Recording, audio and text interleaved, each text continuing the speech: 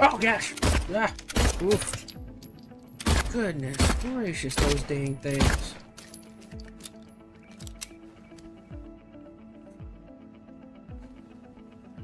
I was positive there was nothing in this room. That legitimately made me jump. Ugh.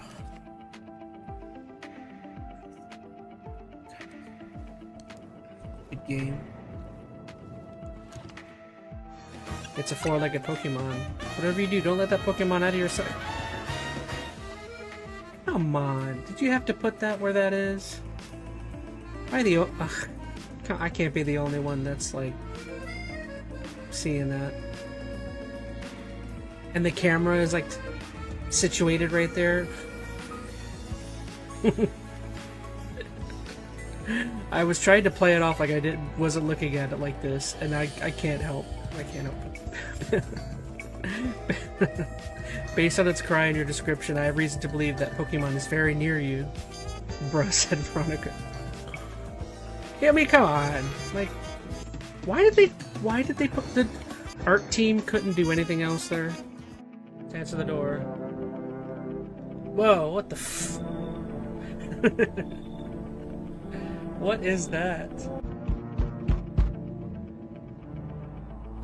It's him. That was the pale man, yeah, it's the murderer or whatever. Whoa, what the heck?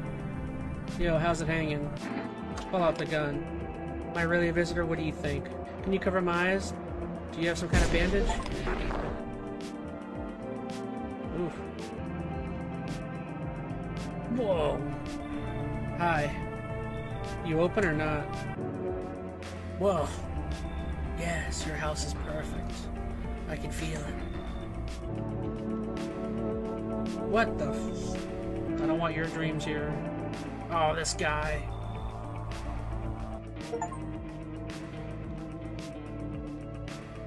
What? I need to not focus on jumping through the shapes. I just need to stay around them.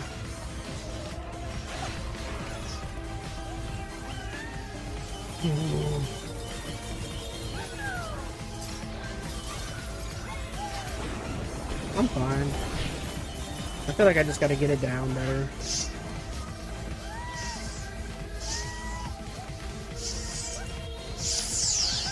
Alright, don't worry about going through the shape. Oh, I'm gonna go through the shape. Don't forget to jump. Don't forget to jump.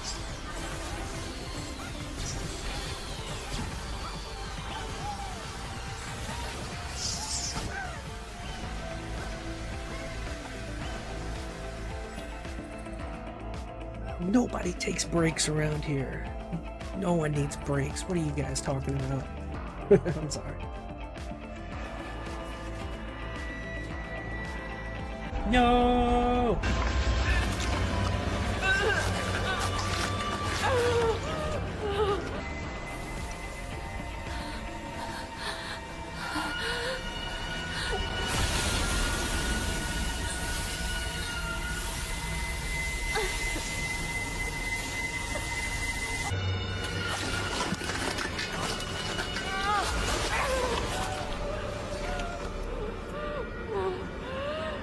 Ow, someone give her a hand, please. Does anybody want to help her out? Ah!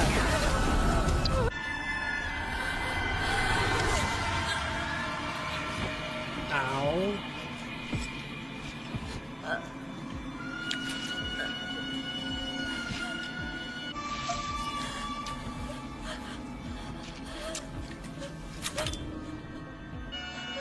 Yeah.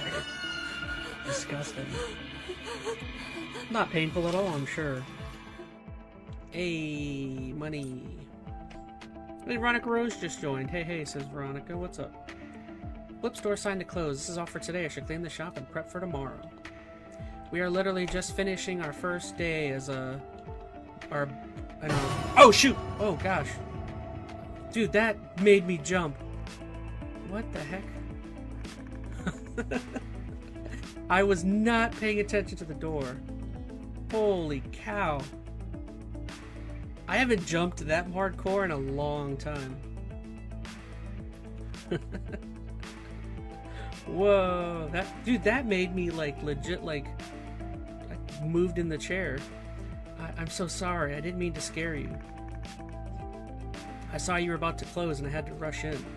But I discovered an ancient Sonic.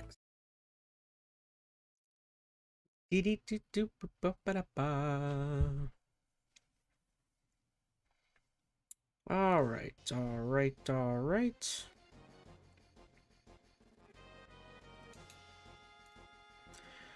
Hello, hello, hello. What's going on, everybody? So, allow me a minute to get everything situated here. How we doing? How we doing? Alright, my chat is a little off there. Probably should fix that.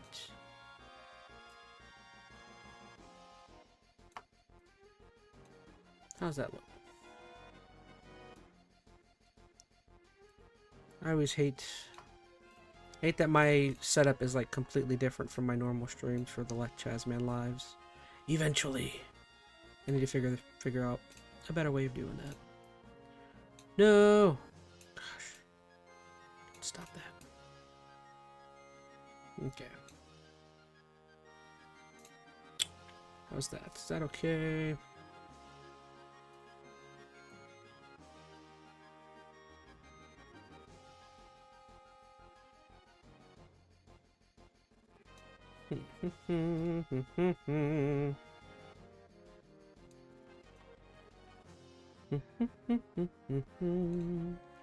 I am trying to fix things.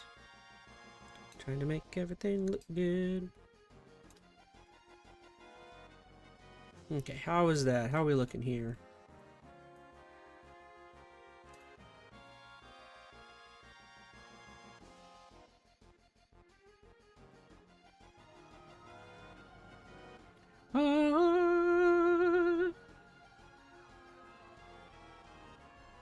Everything look good? Oh no, everything does not look good. Okay, I messed up the black box there. Just needs to go a little higher. There we go. Perfect. Hey, Veronica Rose is in chat. What's up, Veronica? Welcome, welcome. How are you? Welcome to the stream. Alright, are we ready? Oh, so, not doing a typical stream tonight. I decided last second. Let's go ahead and just do a ChazmaN live. I know I kind of skipped it during the week. Oh, I forgot.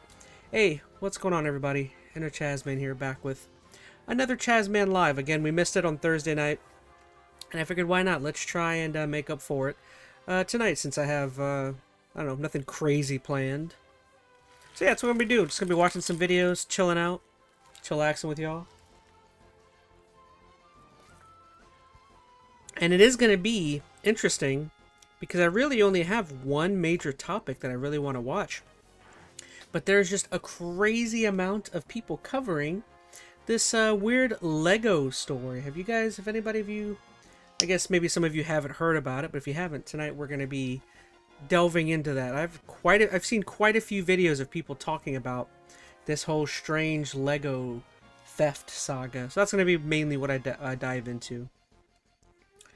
Alright, how long have I been going live now? About 10 minutes? Not too bad. Alright, so what do we say? Let's go ahead. Why does my audio keep cutting out every time I click? I don't like that. Not cool. I knew it, said Veronica Rose. Oh, you knew that subject in particular? The Lego thing? I've seen so many people talking about it, and I kind of want to just see what the hubbub is. Are watching it's crazy? Oh, nice. At least now I know it's worthy of a watch. Just kept dropping every detail that was spilled. Interesting. Alright, well, what do we say we go ahead and start things off nice and chill? Let's watch something... Let's watch something more jokey. What do I got that's jokey?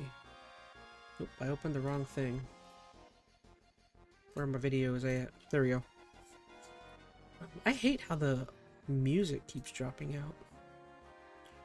Alright, I guess I can turn off... I'll just turn off the music for good now. So now we just have the video, audio, and the Warcraft. Alright, let's start off with something jokey. Let's watch this weird AI video that I thought was freaking fascinating. How's this gonna turn up on my screen?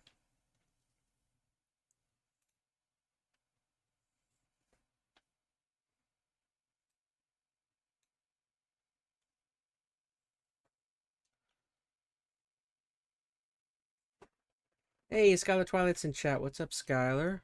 Welcome, welcome. I guess maybe if I go full screen, maybe that'd be better. Let me see.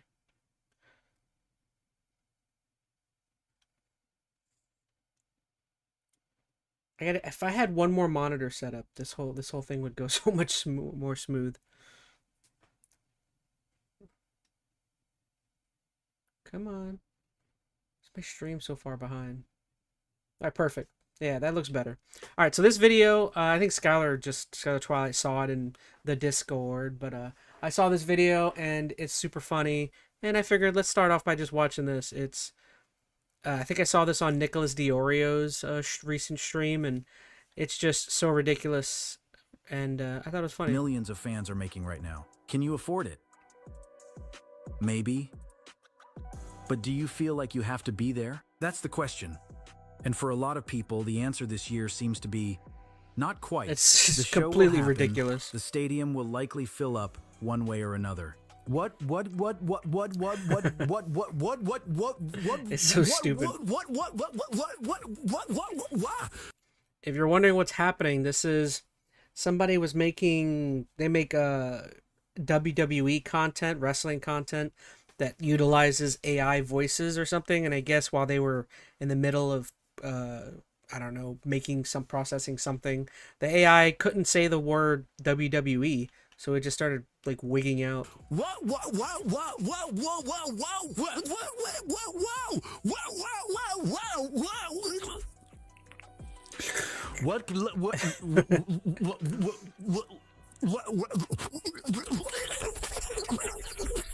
That's my favorite part, is when it starts sounding like it's just going.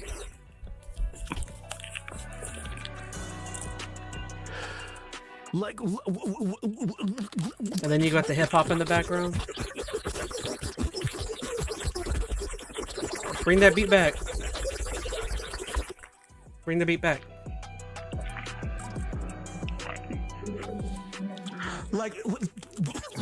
No, bring the beat back.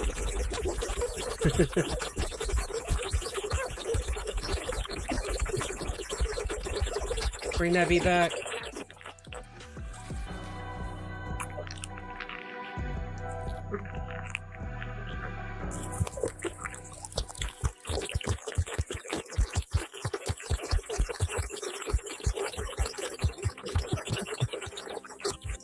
It's like a demon. It's like a demon from hell. Where's the beat? Someone in Skylar said yoinking it. And oh man, now you've got that visual in my head.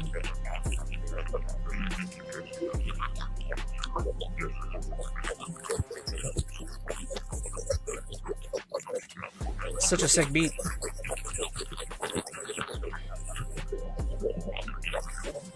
Alright, that's the video. This is stupid.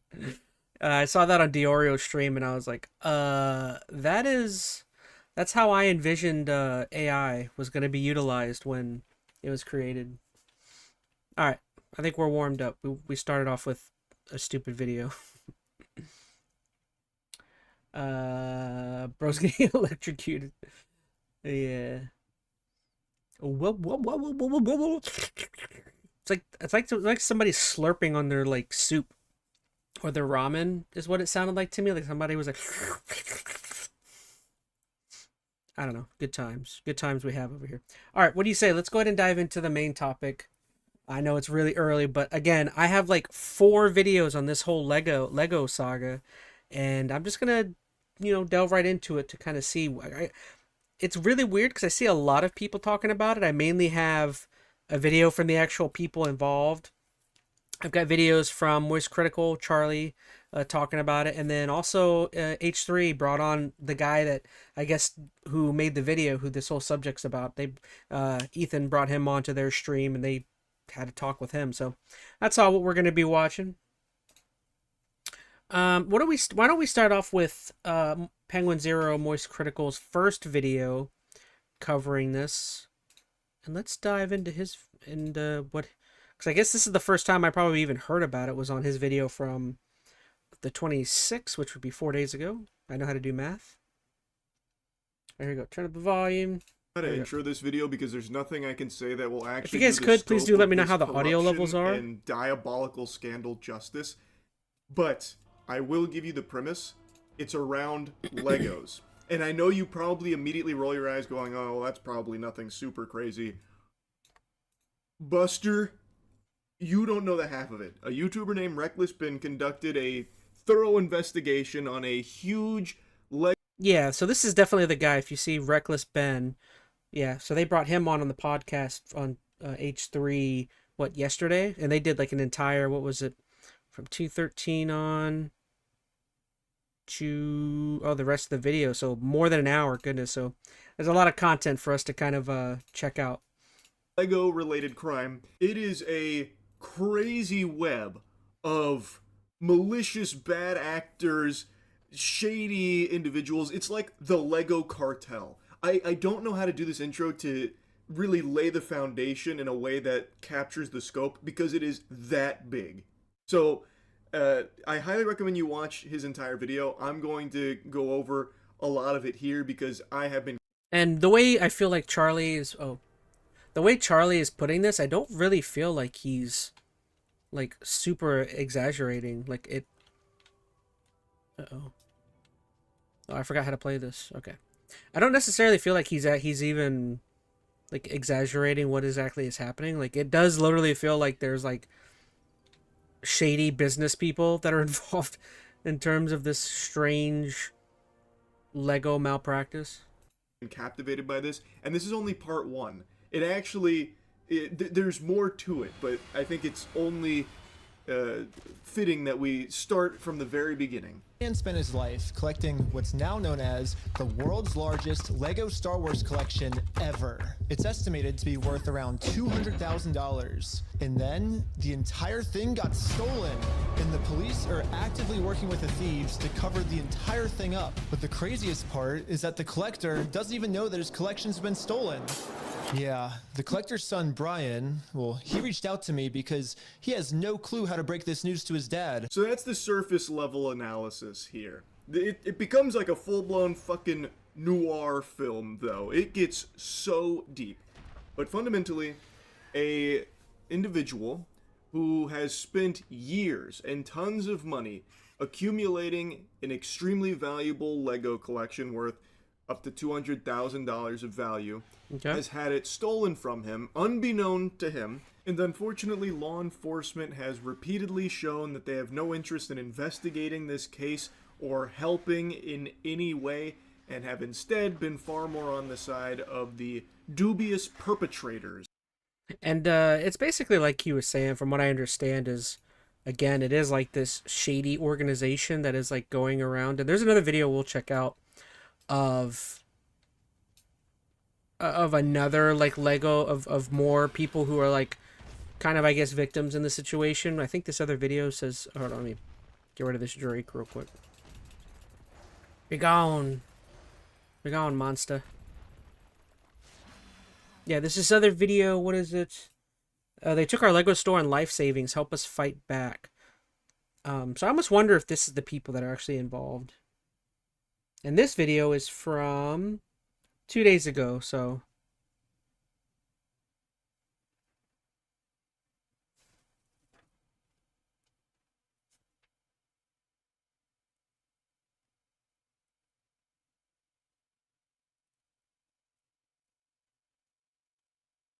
Okay, so I think this is the people that are actually involved when we get to this video.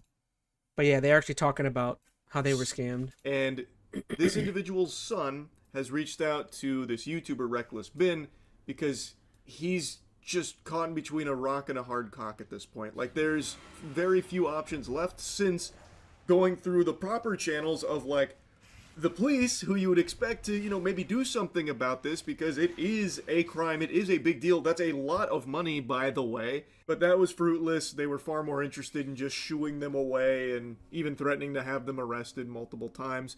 So Brian, the son, teamed up with Ben and his team to do everything they could to try and either get him his Legos back, his father's Legos back, or get them the payment that they were due for the Legos, which, a lot of money. But anyways, the thief of this collection is actually a corporation called Bricks and Minifigs. Bricks and Minifigs, the biggest toy store of its kind. Is the largest toy store. Bricks and Minifigs were not just your average Lego store. For collectors, Bricks and Minifigs is basically seen as the best and safest way to sell your Lego collections. I'm selling my Legos. Now, even me, a drooling Cro-Magnon man who is not deep into the Lego community, I've heard of Bricks and Minifigs.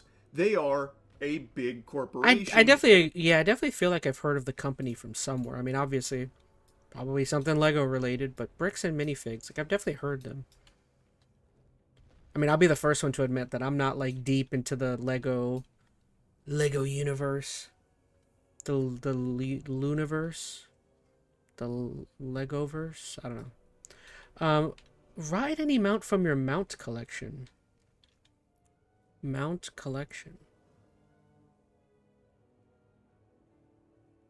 How do I do that? Adventure guide.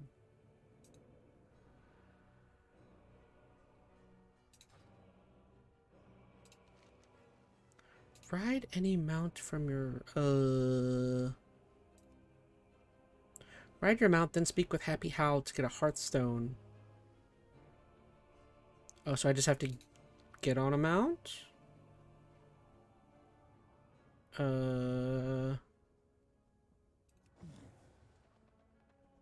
And who's Happy Hal? You're Happy Hal. Hi, how are you? Alrighty then. Can I help you?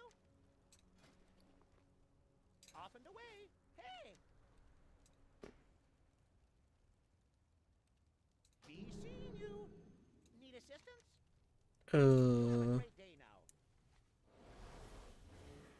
How do I ride a mount?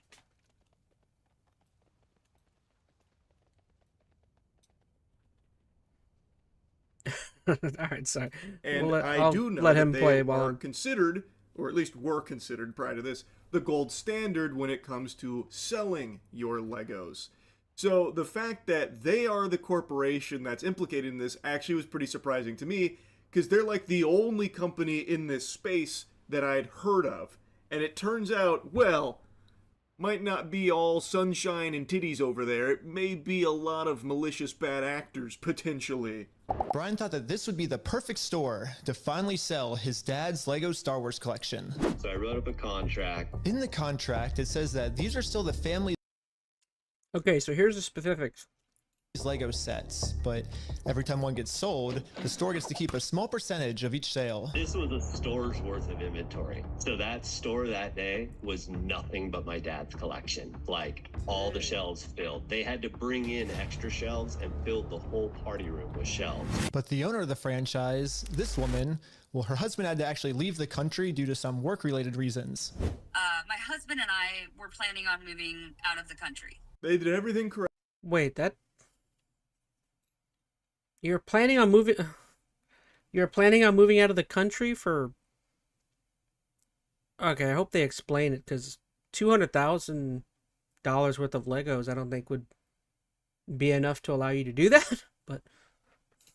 Correct when it came to selling his father's collection to Bricks and Minifigs, so they got his Library of Alexandria of Lego collection. They got the fucking One Piece, and basically... I mean, don't get me wrong, $200,000 worth of anything is still...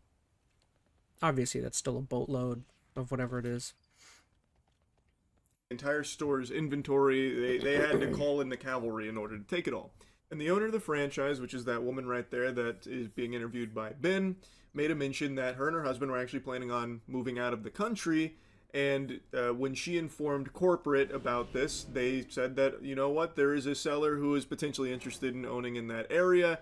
And then it went straight down the shitter. It spiraled into some degeneracy where they informed her that they were terminating her franchise agreement. They were threatening to call the cops on her. You're excommunicado here, like it's fucking John Wick. And she made a point to say, you know, this isn't right. This is not comfortable. I'm not leaving without doing inventory. But they wanted her out of there. You know, hit the road, Buster. And it's actually backed up by irrefutable evidence. She was actually able to save all the security camera footage from that night, proving that everything she just said is true. All the footage and evidence is there. In the security cam footage, it's him at the store kicking her out. In that footage they sent us is Crystal asking him, how am I supposed to pay this guy? These are sets he has not been paid for. Home Corporation is sitting there on video saying they're going to take it. After this woman got kicked out of her own store, she called Brian explaining how corporate just came down and is now trying to take the world's largest Lego Star Wars collection without paying for it. I feel like I have to be extremely careful in pussyfoot. I hate to say this, but I hope, did they say how the transaction exactly occurred? Like, why would you walk? I mean, I guess $200,000 is a lot of money, but why would you walk out of there without compensation in any way? I don't know. That seems fishy to me already. Again, not to inherently, I guess I am throwing blame on them.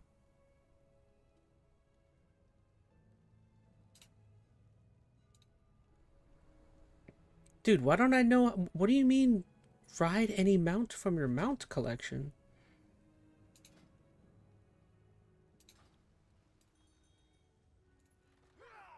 What do you mean, mount collection? Where do I find that?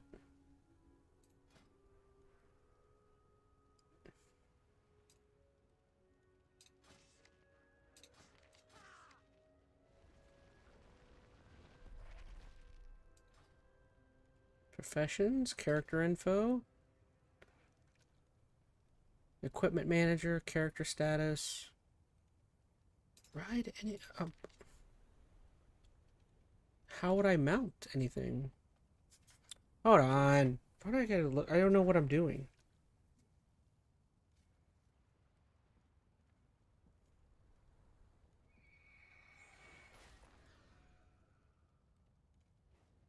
Shift P. Shift P. Maybe here? There we go. There's mounts. Unwrap. Yo, okay. Do I finally have a mount?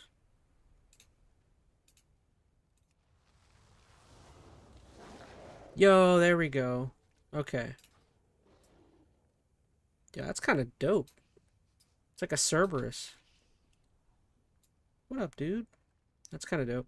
All right, sorry. I figured it out. What I'm allowed to show, but in Reckless Ben's video, he does show the security camera footage, and it does have someone go in confirming that they are taking on that business, and most notably, a very important thing that is captured on film is him saying that they also take on the consignment. That means that they are legally taking on the responsibility of Brian's Legos. At least, as I understand it, that's how it seems to be. That is something very important to remember going forward. I mean, how do you possibly wiggle your way out of that one? That's pretty indefensible. It's right there on camera, 4K in the cringe compilation. It feels like checkmate to me, but this is bricks and minifigs we're talking about. These are super villains here. We got some like actual diabolical demons in that food chain. So Brian, the son, reached out asking, well, what happened to the previous owner? And that's when he was informed that, oh, she's gone. She went straight to Valhalla. That's gotta be so, like... That's gotta be so, like, insanely shocking. Like, imagine going back into the store and then finding out the person that you made the transaction with has been let go or something. Like, your heart has to, like, absolutely fall out of your chest, right? Like, I don't... Like, to me, that seems pretty insane. I'd be pretty rage-inducing. Like, I would hope that, like, I know a lot of people don't have money. I mean, I don't even know how I would fix it, but, like, you'd almost have to find a way how to get, like, a lawyer involved or something.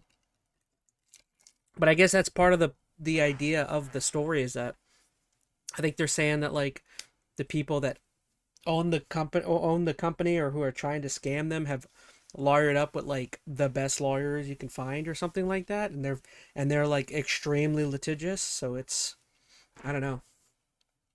Valhalla, corporate's taken this over now. And he was like, okay, well, what about my collection? All that vintage Star Wars that you have in your store right now on your shelves, that's ours, and we haven't been paid for it. We have a contract. We have all of this evidence of this deal, and still haven't been paid. And things soured. They weren't willing to play ball with that, and then eventually it led to Brian and the store here, the new guy, clashing, where he was like, okay, so like what's next steps here? Maybe we go to court. And the guy, according to Brian, crossed his arms, and really he had an exorcism moment there. He let the mask slip, he let the evil out, and was basically just threatening him, saying like, look, if we go in this route, we are going to basically bleed you dry. We are going to drain the piss from your balls legally, and it will... But I guess my response to that to be like, this is where you would definitely get like a like you would not want to say crowdfund, but you would definitely ask for like donations. You'd be asking for people to assist you with giving you money to help you out, because this is definitely something that like the internet would definitely, people like me would happily give you a couple of bucks here or there to, you know, assist with things like that. So that's, I guess that's probably the easiest thing to say about how they could probably gather up the funds to fight something like this. Will end up costing you more than you would have ever gotten for this collection in the first place. So if that's what you want to do, buckle your seatbelt, that kind of thing. And Brian's like, okay, well, what was I supposed to do? Because Brian's father, the owner of this collection, has had health problems, and it's not exactly something they can afford to do, getting into this extremely lengthy, extremely expensive... Oh, of course. I wonder if that's why they were looking to sell, was to help with medical stuff. Oh, that's so sad. That's so sad for people to take advantage of someone who is, you know, probably down bad and could really need the money to help out with things.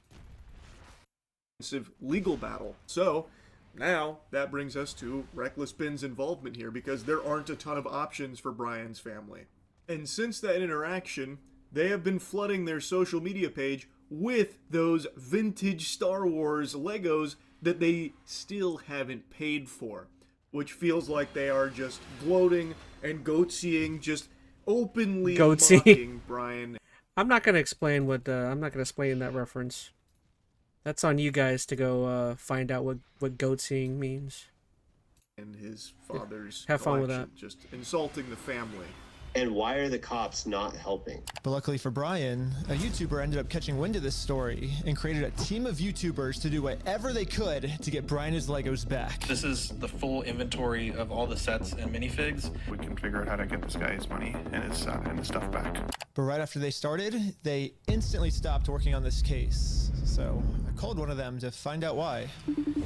So they were threatening legal action against us. You know, Bricks and Minifigs, which is a pretty big company who probably has way more resources than we can, you know, really put up a fight against. Bricks and Minifigs knows that they can just bully anyone that tries to expose them with frivolous lawsuits. So this story here wasn't something that totally flew under the radar. There were people that knew about it. So there was a group of YouTubers that wanted to try their best to get him his money for his collection. But when they picked up the case, they were allegedly threatened with legal action from Bricks and Minifigs, which is something we've seen countless times in the past with these corporations, that when some of the dirtiness starts to hit the mainstream, they then lash out litigiously to silence them. Yeah, it's like the age-old, I got money, you don't got money, I can bully you around because of that. Classic. Just classic. Classic villain energy, villain arc like energy. Reckless Bin says, to bully them into this submission because they know they have more money and they are going to use that against these YouTubers that don't have the means of fighting against a company of their size. Now, what happens next in the video is something I'm not sure if I'm allowed to share. In Reckless Bin's video, I've noticed he's edited it to have, like, blurs around the video, but it's not actually blurring anything, but I think he was trying to with the YouTube editing tool. So I'm just going to describe what happens, and if you want to see it, go to Reckless Bin's video for it, but he actually goes directly to the Bricks and Minifig, 16-hour drive with his friends. He went there and he was wearing the glasses that you can record with, which you've seen a bunch of fucking TikTok pranksters using for nefarious means, but he goes there and he just asks the employee, hey, I'm here inquiring about Brian's collection. He uses the name Brian, and immediately they've only had like 2 sentences shared between them where he says hello and she says hello, you know, how are you, that kind of thing, and then he says, hey, I'm here to ask about this Lego collection from Brian, and then she instantly says, you need to leave, and then she starts putting up a big stink about how she's being harassed, even though he hasn't said anything else. He's just mentioned Brian's Legos and asked, you know, like, what's the deal with all of that? She instantly starts playing this card of like, he's harassing me, holy fuck, it hurts, and then she gets on the phone, talking about, like, check the cameras, this fucking creep psychopath has come in harassing me, all because he's asked about Brian's Legos. She then tried to give him the runaround saying, like, this is corporate, not me, scram, dweeb, take it up with corporate. That is pretty insane. Is there video of that? I would love to see that. But he already went to corporate and he showed more footage of that interaction where they at corporate were saying, well, you got to take it up with her. So they're just giving him the runaround, just sending him on a wild goose chase here, this game of hot potato that nobody wants to actually, like, take responsibility for. Eventually, he does get the owner of that shop on the horn and says, hey, I'm looking to get these Legos back for my friend. And he keeps saying, why do you think you're entitled to our inventory? And then he says, like, hey, look, I have the contract. These are still his Legos. And by the contract that they have, Brian, with this store, seems like they are indeed still his Legos. So he's saying, hey, they're his. And he goes, you stupid? Are you stupid? Are you an idiot? That's what the owner keeps saying to this guy. And then the police arrive. We just have them in the store, and we just like to pick them up, I guess, because they were going to sell it for us, but I guess they're not selling it for us anymore. But does it sound like they want you here, right? So they well, but they have our sets, though, yeah. I understand that. Right here, the factor is that they don't want you. They're a private-owned store, and they don't want you on the front. Okay. That is... I'm sorry. That is so incredibly messed up for a police officer to be over here saying that our stuff is in there. Can we get our stuff? No, they want you gone off of their private property. But that's my stuff. Like, why in this case is this something that they're writing so hard for the business for when... For, like, let's say there's other things like domestic disputes at home. Like, if you have a domestic dispute between a couple or something, almost 100% of the time, a cop will accompany the person to go into the house if the other person's there. And let's say it's a woman who, you know, if there's a domestic dispute and the woman wants to get out of the house but has stuff that she really wants in the house. I mean, they almost... 100% of the time, the cops will accompany the woman into the house to get her stuff, right? Like, why in this case is this any different than that? I mean, I guess the argument would be that's not the house. A house like that isn't private property, but you're still talking about property, though.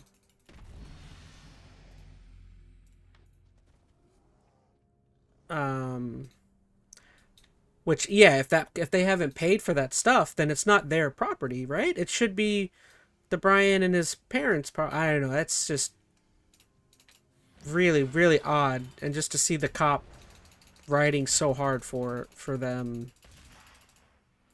But I don't want them to keep the Lego sets, though. Okay. So Yeah. The police officer literally didn't care at all that the store just stole $200,000 worth of Legos. For some reason, he made it seem like I was the bad guy. So you are trespass from here. So Okay. Trespass for life. So if you come back. Oh, for life? Yeah. If you come back, you could be arrested. This part I feel like I can show. This is now outside of the business interacting with law enforcement, so I'm pretty sure this one's okay. You can see this interaction. So the officer shows up because the lady had called the police about all of this, and he is now being trespassed for life. He is blacklisted from entering this Bricks and Minifigs forever, till the heat death of the universe. And Reckless Ben is trying to explain, hey, I'm here because we had a deal. They're not selling the Legos, so I'm here to try and get them back. And he's not listening to it at all. He's not even entertaining the idea of, like, maybe he had a reason to be here. Maybe there is something going on. Brian did warn me that the police are actively trying to cover this up. So Brian and I are now officially trespassed from the store. And if we ever come back to ask for his own Lego collection back, then we're gonna be arrested. Is there, I guess, a reason why they're able to just take all the Legos and not give it back, or? So we just gotta leave. I just have to leave? So leave now. Now, I've watched a lot of body cams. I'm something of a connoisseur of body cams, and this behavior from the officer is a little peculiar because in instances of, like, someone being trespassed, I've usually seen, like, a conversation about, like, what was your purpose here? Like, why? Yeah, well, the cop isn't even, like, giving an explanation. It's obvious the cop's not giving an explanation as to, like, why you're being asked to leave. I don't know, I just feel like this cop is being... He's not being descriptive with, like, anything. Why were you here in the first place? And he's trying to explain, like, hey, look, they took this from me, like, my friend. And then he's even asking the officer, well, what can I do to get it back then? Oops. And instead of answering that question, he's just like, nope, you've just got to leave. Which is odd, because typically, if there is, like, an actual reason for them being there, the officer, in the past, from what I've seen, has guided them to, like, hey, we'll take it up with this department, or we can look into this later, file a report, that kind of thing. The officer's not doing anything like that. He is instantly just shutting that shit down, putting the kibosh on it, just reiterating that you've got to leave. And, like, I understand he was called there solely to trespass him, but even still, he can say, like, we can handle this, you know, through the official channels, through this way, if there is actually a grievance here, but for now, you just have to leave the property. That's how I've seen it handled in the past. Now, since he was trespassed from that location, he went back to corporate and actually talked with the CEO of Bricks and Minifigs. His name is Ammon McNeff, and he just instantly goes liar, liar, pants on fire mode. Again, this is filmed with his glasses here, so I don't know if I'm allowed to show it, but if you want to see it, I guess while it's still up on Reckless Ben's channel, you can go see how this went. But he is now denying that they even have Brian's Legos. He's like, who is Brian? I've never heard of that guy. So then Ben pulls up their social media showing all the posts that they have made about Brian's collection. What am I doing here? You may draw the sun and moon into alignment for 15 seconds, empowering either your nature or arcane spells. Yes, that's why it says the cop doesn't seem right. No, not at all. He's not being... I mean, well, gosh, I'm just going to repeat what... But the way Moy said it is that typically, yes, if there's a problem with a cop or something, the cop will at least generally give you some sort of understanding of how it can be resolved or how you can go about fixing the situation. Like, he'll tell you what department or whom to talk to. You know what I mean? This cop has just been like, no, you need to leave. Vintage Star Wars Which is, like, Legos. just so... It's very sus. Very sussy. Because again, like, a cop has to answer the questions, and these guys are like, well, what are we supposed to do? I mean, we haven't been paid yet, and all of our stuff is still in this store. How do we resolve this? And the cop is just like, no, you need to leave. And it's, yeah, not cool, man. Showing them that they are literally flaunting it, and even showing, like, where they talk about the value of his collection, showing it to his face that they do have his Legos. So even though he keeps, like, outright denying it, their own social media betrays his words. It then goes the same way it always seems to with these Bricks and Minifigs zombies. This guy actually has a cartoonishly evil mustache. He's got a twirled mustache, and he ends up just saying, you know what, you're wrong, get the fuck out of here, don't know what you're talking about, if you come back, you'll be arrested. So he gets the police on there, and he's basically been trespassed there, so he can't step foot.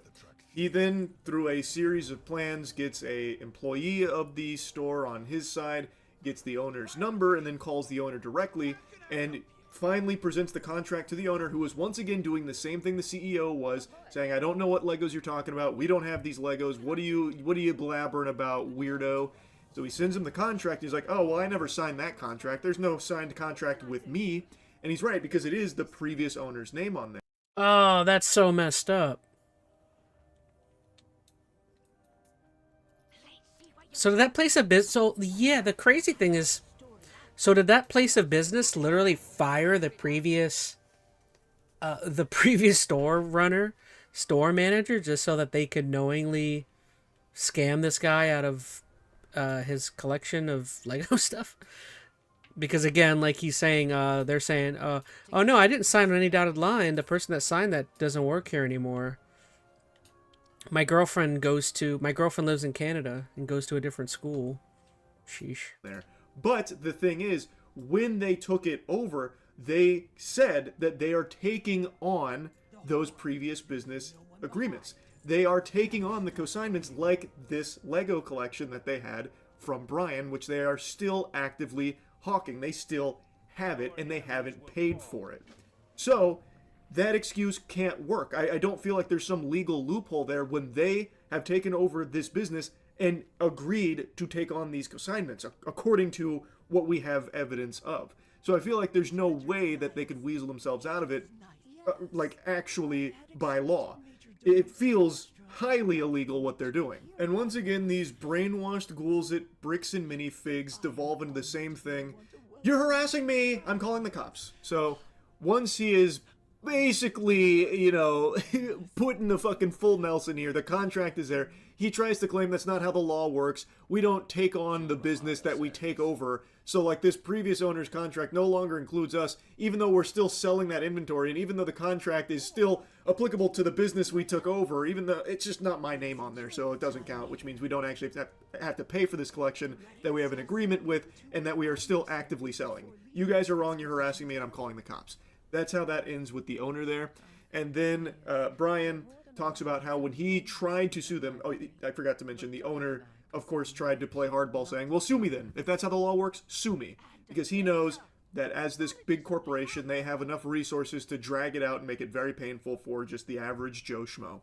And then Brian starts to talk about how when he did try and sue them, go through the legal channels, it wasn't exactly smooth sailing or easy. Brian already tried to sue him, and it didn't work.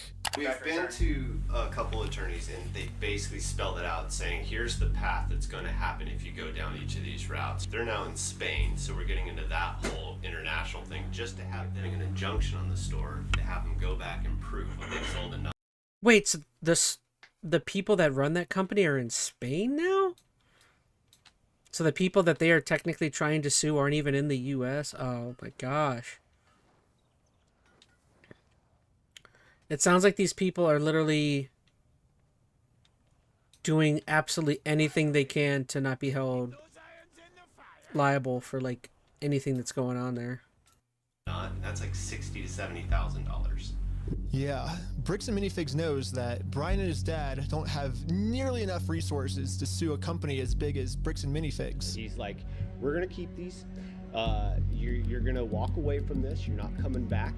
And if you choose to sue us, we will drag this out in court till it is well past what this collection is worth. Which is something he touched on earlier with the initial threats that were made against him when he... Sorry, I'll be right back, guys. I got an Amazon package that just dropped off. Back in 1 minute.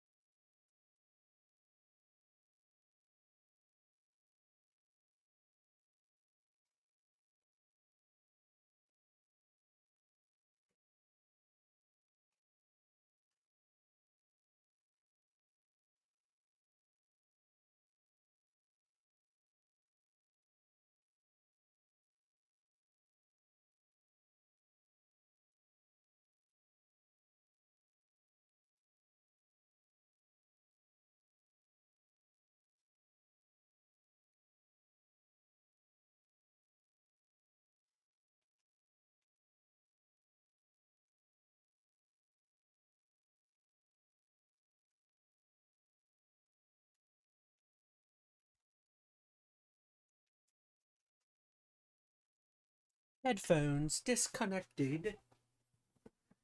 Headphones have connected.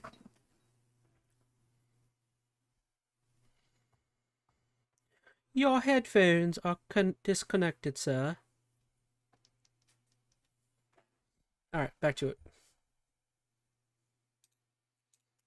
I normally wouldn't have rushed to get my stuff, but it's raining outside and I didn't want to leave the package sitting there. Alright, here we go. Tried to inquire about either the payment for his father's Lego collection, which they have, or getting the Legos back, which they're refusing to do.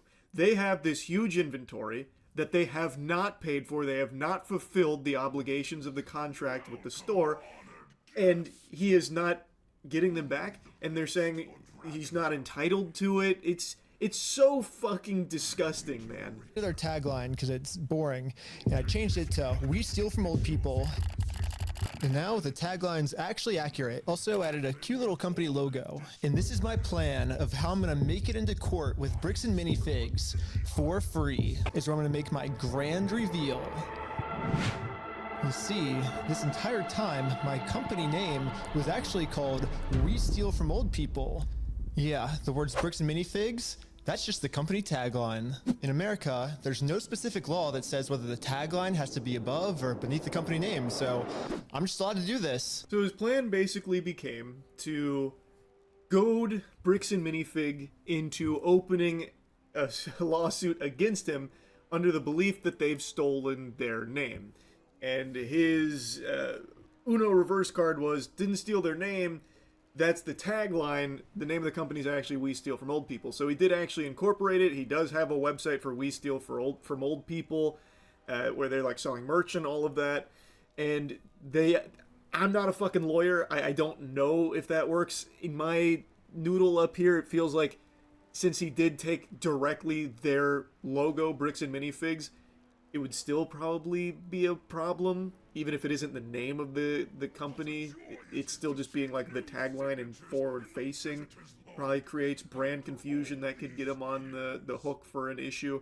I don't really know, but the plan was, instead of paying tons and tons and tons in legal fees to sue them, flip it so that way they are paying the legal fees to sue Ben.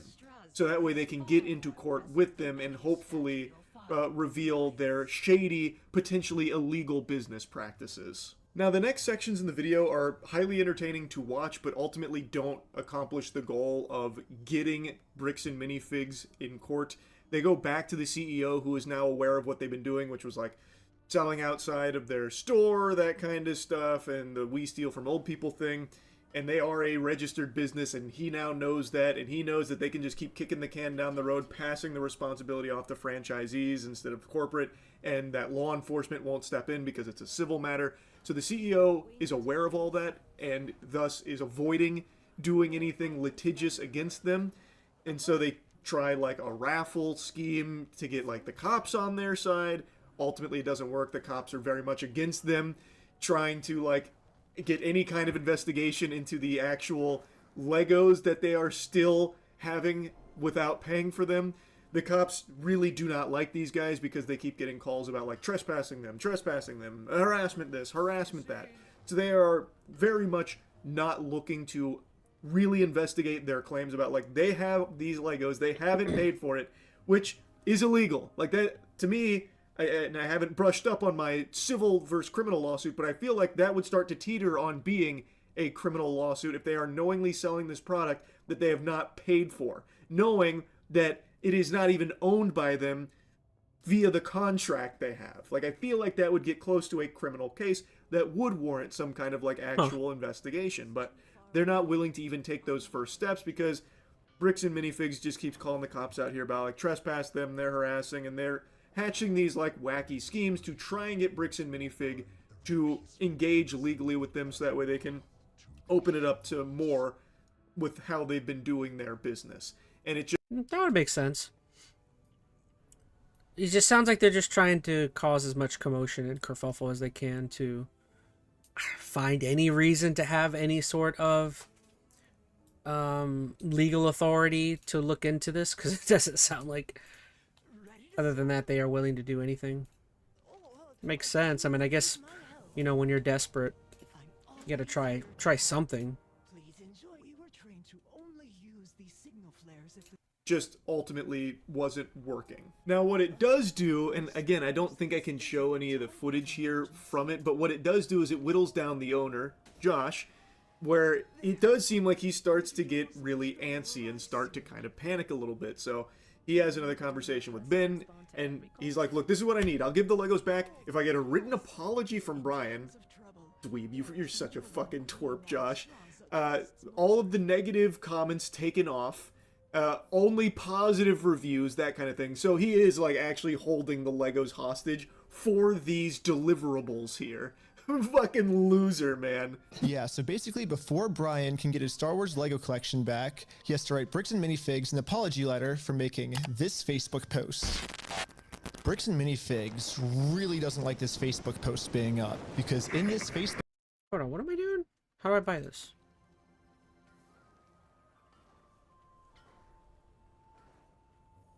Did I just buy that? Buy archaeologist artifact notes from cataloger Jake. Oh, look at my items. Backpack? Maybe? Did I actually buy that?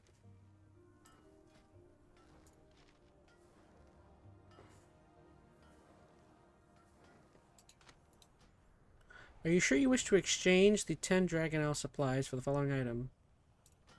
Yes. Okay, there we go. Keep the wind in your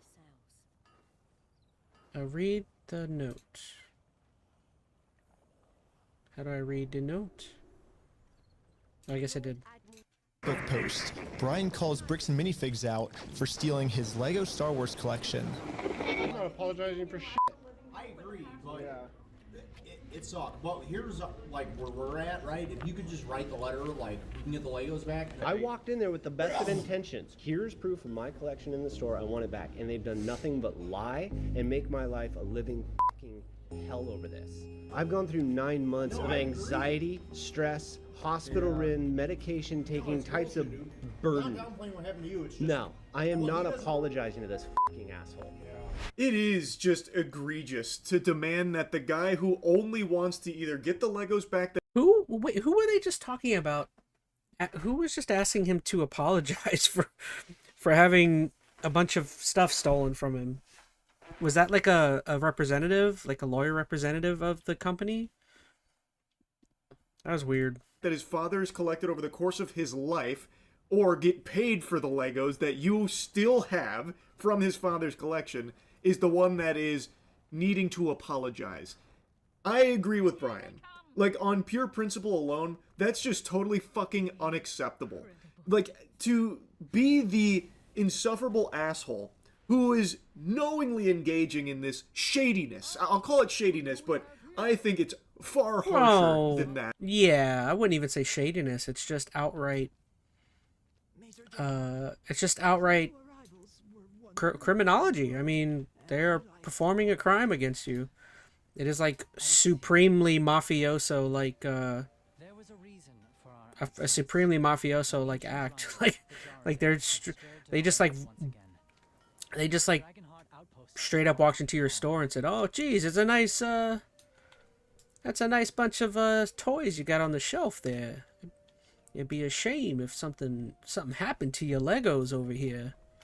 You know, they're straight up just like, "You better not sue us or we're gonna break your kneecaps." But that's just allegedly. And then demanding that the guy who is representing his father, who is medication-ridden, who is not in the best of health, and only wanted to sell the collection to help with their living situation, is actually like the bad guy here, is just completely crazy. Plus, I don't trust them. I also would think, even if Brian did write that apology and take down the negative posts and like, oh, only positive posts going forward, fist bumps and all that, I still would be skeptical on if they would even follow through with giving the Legos back, or if they would just then use that as evidence when they do get to the next steps. Like, oh no, look, Brian apologized, so Brian was in the wrong. It was a big misunderstanding. See, Brian apologized, because then they would have that in writing and they'd be able to use that. It would likely be admissible in court, should it get there. So How the frick would I do? How do I get off this thing? Oh, I see. Whoa, there's stuff up there.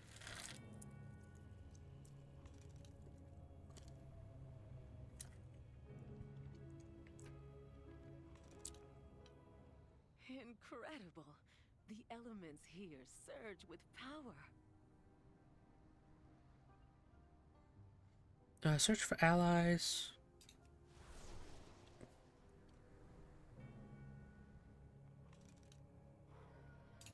I would also be wary of doing this for that reason too.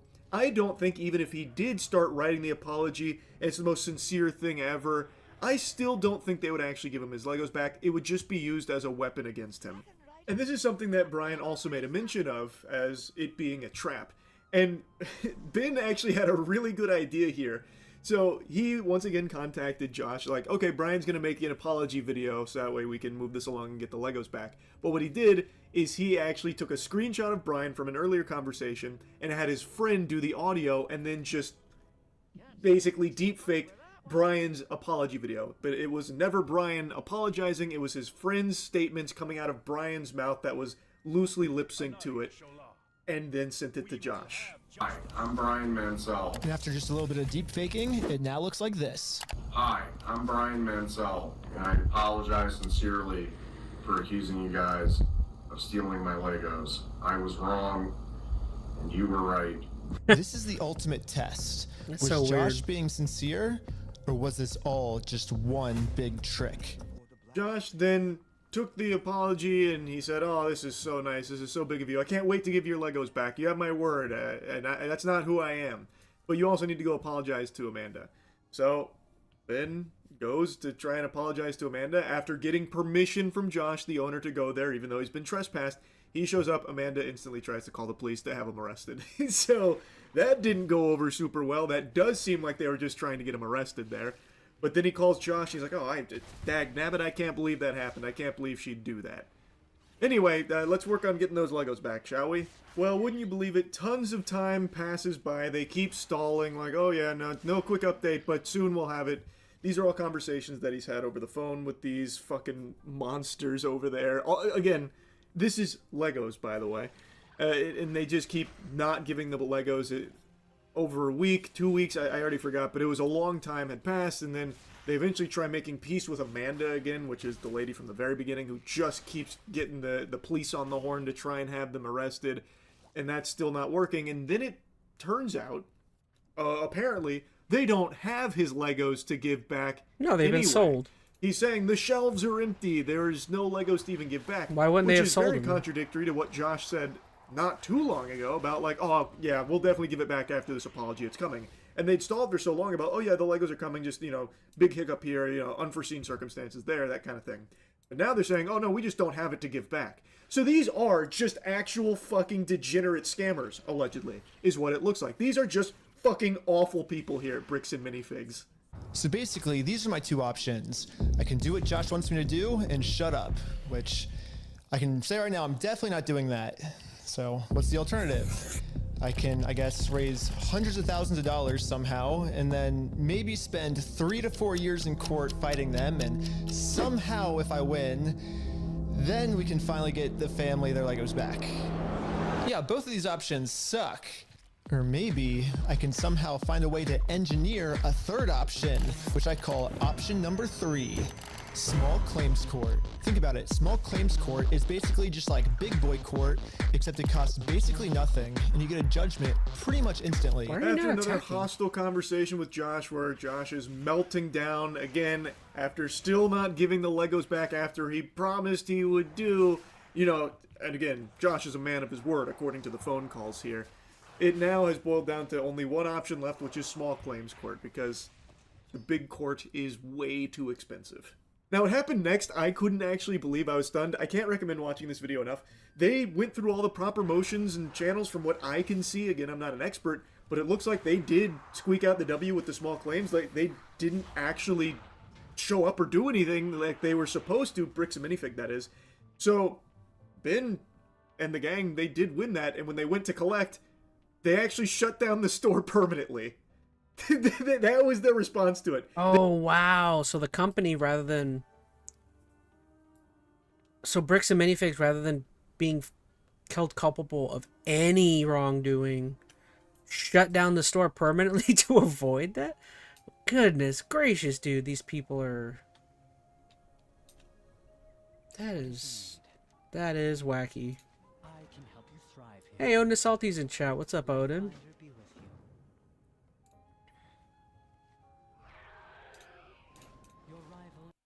They just closed operations of that location. Holy shit. Since they didn't respond, you can move forward with a motion for default judgment. Okay. Awesome. Well, thank you so much. Yes. Since Bricks and Minifigs didn't respond, looks like we win by default. Congratulations. You won the court case. Wait, what? I couldn't believe it. Literally one day after we filed motion for default judgment, they permanently closed down the store. At first, it did feel kind of cool that our plan worked so well, it completely shut them down. But pretty quickly it sunk in that we are not the winners here. The only winners today is Bricks and Minifigs. Yeah, I mean, I would definitely not consider that a win at all, because they're trying to muddy it up and make it even harder. They're trying to make it as hard as possible for you to, like, locate them or find anything, find any aspect of it. You know, they're making it as difficult as possible it is to be held for litigation. Where am I going? Received from Majoradomo. Who's that?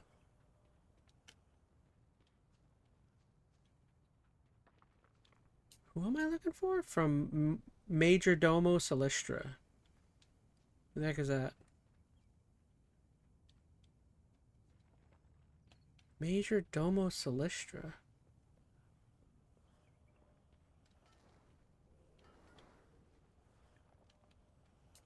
Is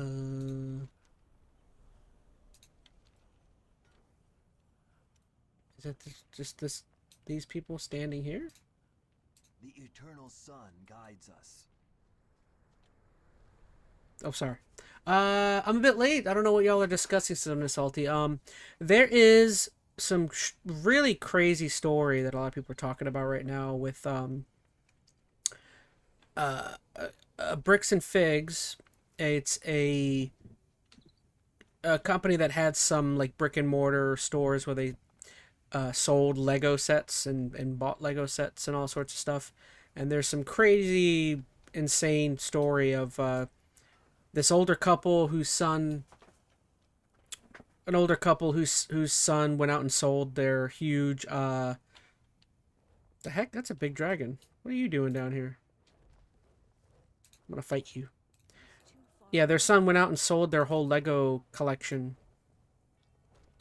which was like $200,000 worth, to this brick and mortar store nearby that was owned by Bricks and Figs. And as it turns out, I guess they didn't pay them then and there for the $200,000 worth of stuff. So maybe they signed on for some agreement to be paid, you know, that maybe a bank was going to move over a bunch of money, or hey, that's Dinkelberg. Maybe a bank was going to move over a bunch of money, or maybe it was a check or a handshake or something, you know, about the money eventually making its way to them. And instead what happened is the store fired its store manager immediately after. And essentially every time the people would come up to either get their Legos back or to ask where their money is, the store would call the police and tell them they need to leave because they're trespassing and they don't want them there. So now you have this young guy who obviously feeling bad because I think he was looking to sell it for his parents, their Lego collection, because they needed the money for medical stuff that, you know, popped up for him. Welcome to the Dragon Isles. It was not who am I going to see? I thought I saw the...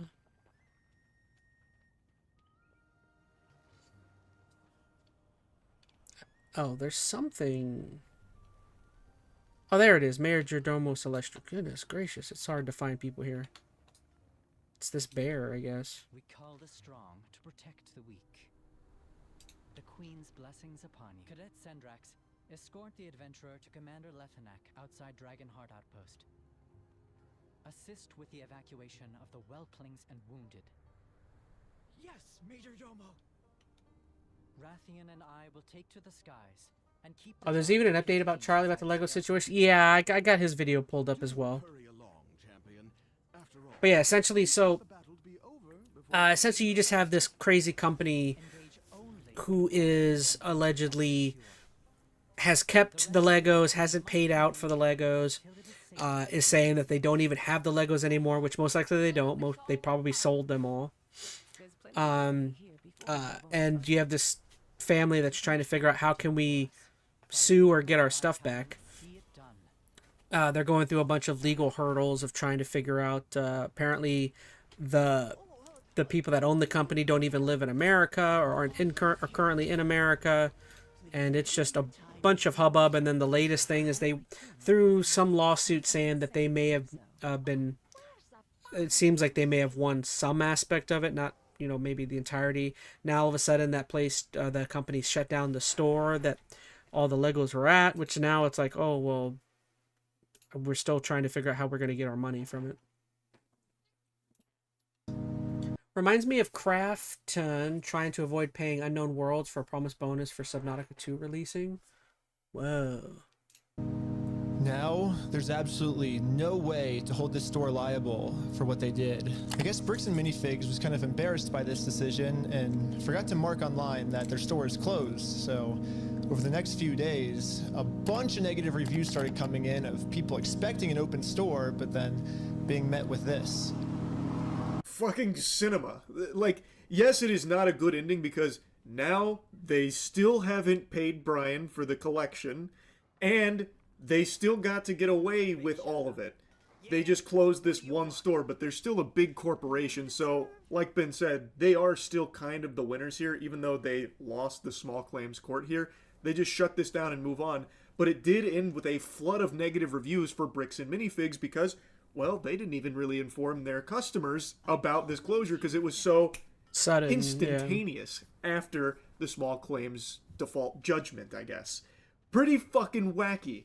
What a diabolical company. Again, this is all over Legos, by the way. And the cops at no point were ever on, like, the side of Ben, and yet still, they were able to squeeze out something, I think, pretty impressive here. The cops were always on Bricks and Minifig's side, even at times seemingly going out of their way to be on their side, which is extremely annoying. Like, I don't think they were getting, money under the table for their cooperation or anything like that. It is just one of those things where I guess they just believe that the business can do no wrong and that this must just be some wacky psycho doing shit to be disruptive. But really, Bricks and Minifigs are the bad guys here from all available evidence. And the only way to let the world know is for me to give them an official closing ceremony. I guess someone driving by happened to take a picture of the sign we put up and posted it on social media. And pretty much immediately, we started going absolutely viral. The entire world has now seen this crime that Bricks and Minifigs has committed. And because of this, they finally marked on Google that their store is permanently closed. I've been reading about this Bricks and Minifigs in Salem, Oregon that's got this sign out in front of it. It's been over a week. The sign is still up, and people have been traveling from all over just to come and take a picture with this sign. If you drive through Kozer, you may have noticed a mysterious sign appear recently outside the And again, I shouldn't say it's happy because, like, the people may have been really crappy and they shut down the store to avoid any form of punishment, but I guarantee you there's a bunch of people who were working there that now just lost their jobs too because of that. And it's just like, really, man? A lot of people depend on a lot of stuff, and I guarantee you there are people working there that need those jobs. I don't know. Oh, I can use this dragon to fly places. Ooh, cute. mini bricks and fig store. Banger. That's so good. So the sign popped off here because it's the only way to like let people know why that store's closed, what all has happened there, what's gone on, why is it no longer operational? And then it just started to naturally, organically catch wind online in like the LEGO community, and then exploded beyond the LEGO community. And apparently all of this is still just the first part of this saga here, this LEGO adventure. Part 2's up on his Patreon, and he gave like a sizzler reel where apparently he is in handcuffs, him and his whole group are. I don't know how it pops off to that degree, because it looks like they're at their own home with it. It's seemingly pretty fucking wild in part 2, but yeah, even just part 1 had me stunned. The depth of depravity for Legos from this company, seemingly, is unbelievable.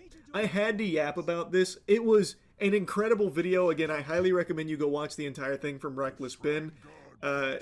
I just couldn't help but blabber about it. Fucking home run of a video here. And a big fuck you to Bricks and Minifigs. Anyway, that's really about it. So yeah. Alright, really appreciate you there, Moist, for your video. And we have, don't get me wrong guys, we have a lot more videos based around this saga. It is a juicy one. There's a lot of crap kind of going on here. Okay, so we just watched that one. I guess next, I believe this is the parents. So real quick, we'll watch their little video. I kind of want to see what they have to say. I mean, I guess we already know. But I believe this is the parents.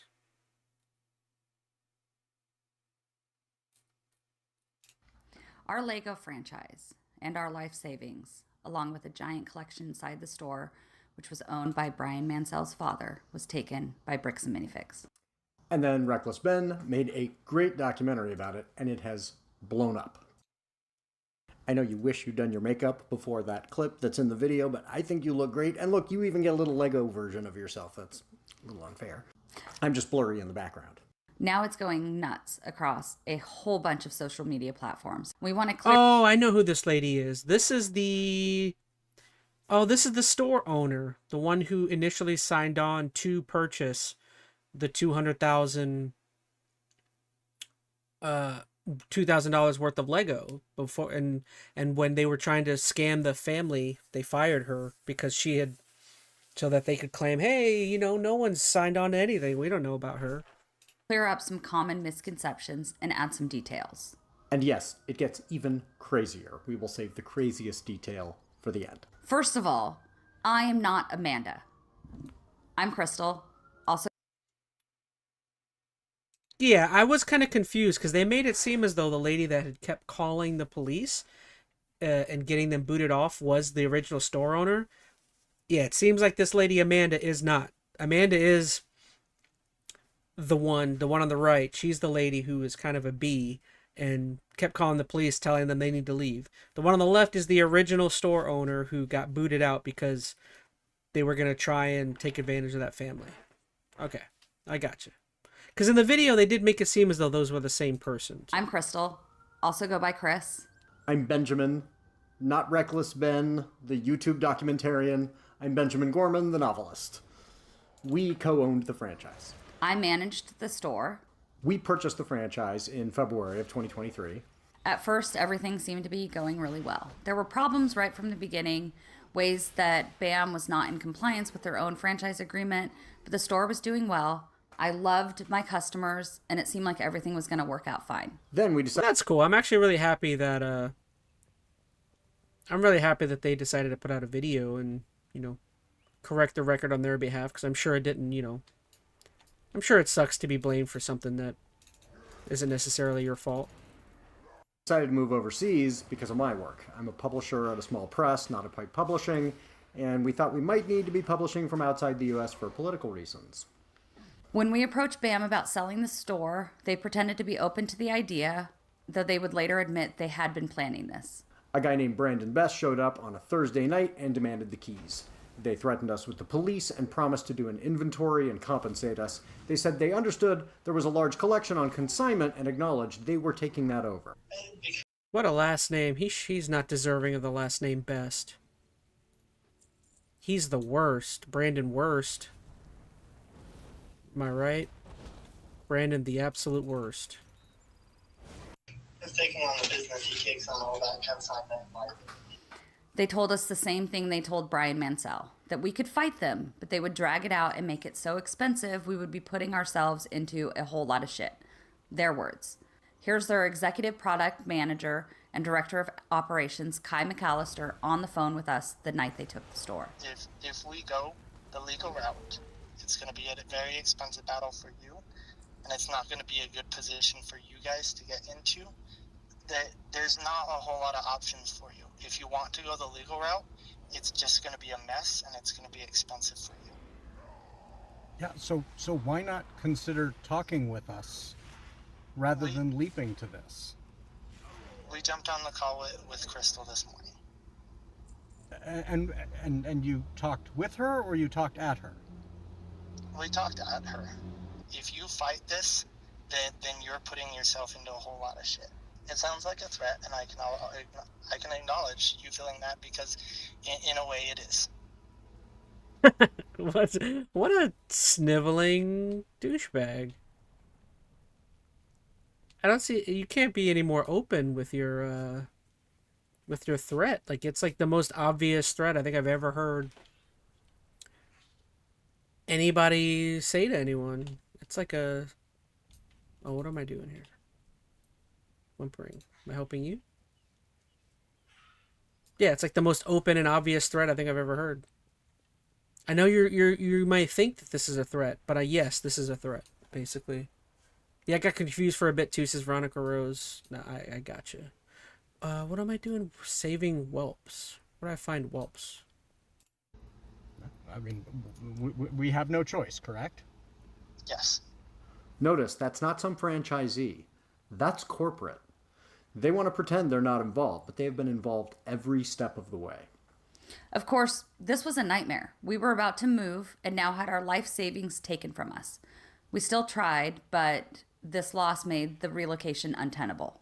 Eventually, we were able to find a lawyer to represent us in Utah, where BAM is headquartered. We tried to negotiate with BAM. Just as they threatened, they dragged everything out and refused to even offer a settlement. They've tried arguments that are so contradictory, they make no sense when put together. They claim they own the store so they can take it, and also that they never owned the store in between taking it from us and selling it to Brandon Best and Josh Johnson. It can't be both. They claim in their newest public statement that it's all our fault they took Brian Mansell's father's collection because they don't allow consignments. But they were always aware of the consignment. They promoted it when it was on the news and in the newspaper a year before they took our store. And the franchise agreement expressly allows consignment, in contradiction of their newest statement. And we've since learned they were saying all kinds of crazy things about Chris behind her back, both to customers and to employees, which are slanderous, to try to blame this on her. And once they even tried to say we never owned the store in the first place, which would mean all their claims that it's the previous owner's fault would be lies. And I guess that you were unpaid labor for 2 years? So yes, we are suing them. And yes, they are trying to make it so expensive, we'll have to give up. If you fight this, then you're putting yourself into a whole lot of shit. We believe the best way to get Brian compensated is to win our lawsuit and include the full value of his collection in the damages so that he can then be compensated. So if you want to help Brian get paid for his collection and help us, and hold these horrible people accountable, please donate to our GoFundMe so that we can afford to fight them to the bitter end. And if you can't afford to donate, we get that. Please share this so that more people see this. We've learned they've done this to other franchise owners, and we want to hear from other people BAM has treated in this same way. Please don't harass the employees at the various franchises. This is not their fault. However, I was required as a franchise owner to pay 6% of my sales in monthly royalty fees to corporate. So do with that information what you will. Please do whatever you can to encourage corporate to come to the table, settle with us, and through us, Brian Mansell, so that they can try to make this right. If they settle fairly and completely, and if we're allowed to tell you after that settlement is reached, we will. So follow us wherever you're seeing this, and then go back to doing business with them once they've re-earned your trust. Because Lego should be fun. And I want to personally thank all my former customers who've left comments of support for us and told me about their positive experiences during the time when we owned the store. That means the world to me, and I miss you all so much. Oh, And the wildest thing is in the comments. All right, so they put something in the comments. Let's see. The craziest new development, someone reached out and told us, and this is just an allegation which we can't verify, that Josh Johnson, the other guy who bought the store after it was taken from us, has been going around telling people we were selling heroin. This would be a fit pattern when you watch Reckless Ben's video and see that he was also falsely accused of possessing heroin. And considering the way he was treated by the police, it's pretty scary. So please consider donating to our GoFundMe so we can Bam in court. Oh, there is a GoFundMe. Perhaps I'll donate to that eventually. Maybe after the stream, I'll throw some in. Oh, they're not too far away from their goal, 45. Yeah, I'll donate after the stream. Interesting. All right, so that's 2 videos. I told you guys we got a lot of videos. So yeah, apparently the guy that made the video that's responsible for this entire thing, he is being slandered as being a heroin seller, which is so weird. Interesting. Crazy that this company's doing this stuff. Yeah, I'll donate. I want to support the cause. So technically, we still got 2 more videos. So let me go to the bathroom and grab a snack, and then we'll watch video number 3.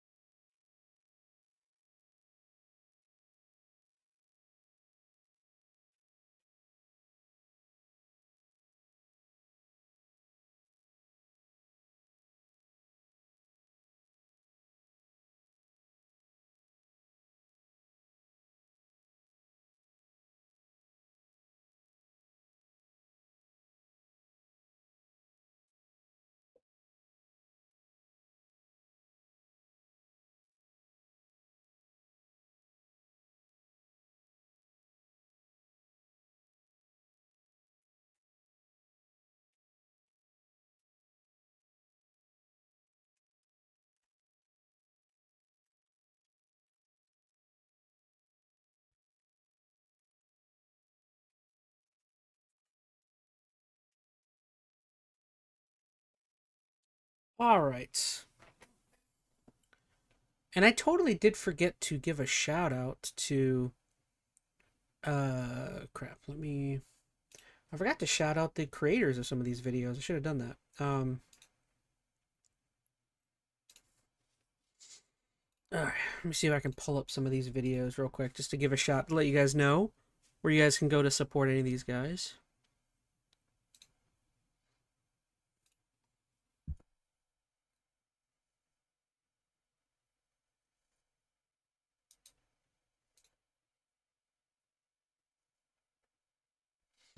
All right, so one, of course, go check out Penguin Zero and Moist Critical for his 2 videos that we've checked out today.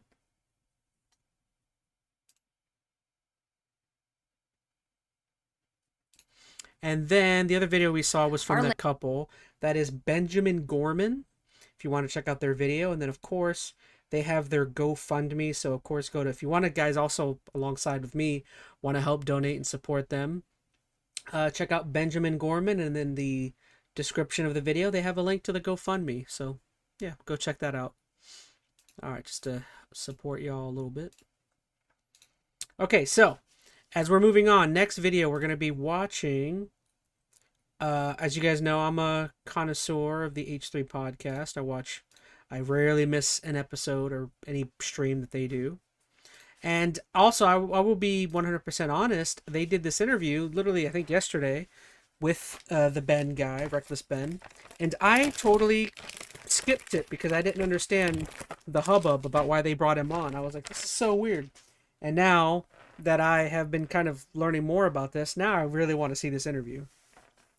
Because I'll be honest, I totally skipped it. I was not interested in what they were talking about. I'm like, Legos? I don't care about Legos. And now that I kind of see how big this story is, now I really do want to see them. So,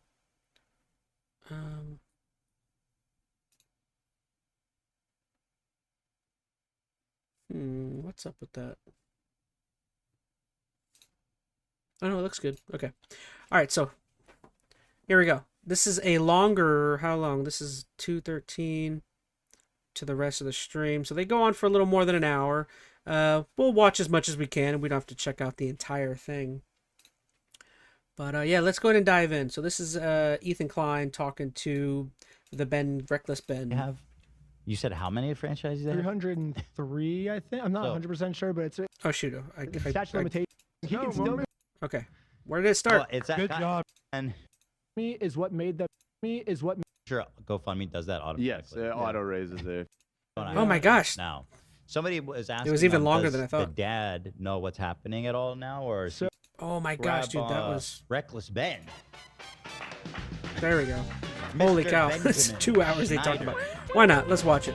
Well, we don't need to watch the whole thing. There he is. We can skip some. Is. Looking sharp. What's up? What's up? Oh, you might put. Somebody gotta wipe down those earbuds. Do we not have headphones? I feel like the earbuds are very invasive. That's okay. He's in. He's reckless. He's reckless, dude. What's up? How's it going? The outfit is remarkable. Oh, And thank you. What do we got going on here? We got the pink blazer, of course, the bricks and figs. That's available for purchase, right? Yeah, on the website. It's actually a more updated design. I just got this. Don't know off what of, I'm eating. More apples. Fiverr, this one, but then I had an actual graphic design artist do like the actual one. Okay. www.westealfromoldpeople.com. Yes. Shout out. Yeah, right now we're actually getting sued because of that website. Bricks and Minifigs claims we're copying their business model. We just saw that. It came out. Yeah. So what do they say? This just happened like a couple hours ago. Or I saw it was like a 95-page complaint against you. Yeah, I think they're pissed at us because we're stealing their business model. They're upset that we're also stealing from old people. So, because they want to have a monopoly on stealing from old people, but now there's a new company in the business, and we specialize in stealing from old people, and so they think that they might get kicked out of the business, you know? Right. So the only option for them is to sue us. So yeah. Yes. You have the one I was watching. Well, let me explain the situation. I mean, I feel like a lot of people. Yes, Ethan, please do. I'm kidding. But yes, a recap would be good. Seen it. The video's really, it's just going up and up in views, which I love to see. Right? It's Oh yeah. because when people kept telling me to watch it, I was like, I don't know, hour and a half. Like, I don't have time for that. And then finally, I clicked it, and after I started telling everybody, oh, you have to watch this. You have to watch this. Oh, thanks so much. I started being one of those people. You told me, not to flatter you too much, Ben, but Ethan sent it to me and said, this is one of the best YouTube videos I've ever seen. Yeah. He told me it was the best he'd ever seen. I mean, I watch it, and it's hard to disagree. It was very, very entertaining. I mean, I was captivated from the first second, and it's a long video, but like, I have to. So anyway, here's the blurs. The blurs suck, dude. Yeah. So what? Yeah, I was watching. I was kind of watching again yesterday because I love it that much. And what's with all the blurs that got put in there? I try to help. I don't know, dude. What is he talking about? I got blurs? some I got probably like 14 or 15 privacy complaints on it. Robot Slayer himself says unpopular opinion, but I think Envy apples suck. What are these Envy? These just say sweet apples. I don't know. I don't know the difference. I don't know I'm not an apple guy. I mean, well, I'm an apple guy, but I don't know the specifics. I just know if they taste good, I'm happy. People are so pathetic. And basically, it's like, hey, a lot of the privacy complaints are just from points where it's like me talking to my friends in the car, and it's like I erroneous. didn't make the privacy complaint, and like my friend didn't make the privacy complaint, but YouTube's telling me if you don't censor this part of the video, we're taking it down. And I'm like, how strange. Like that's so weird.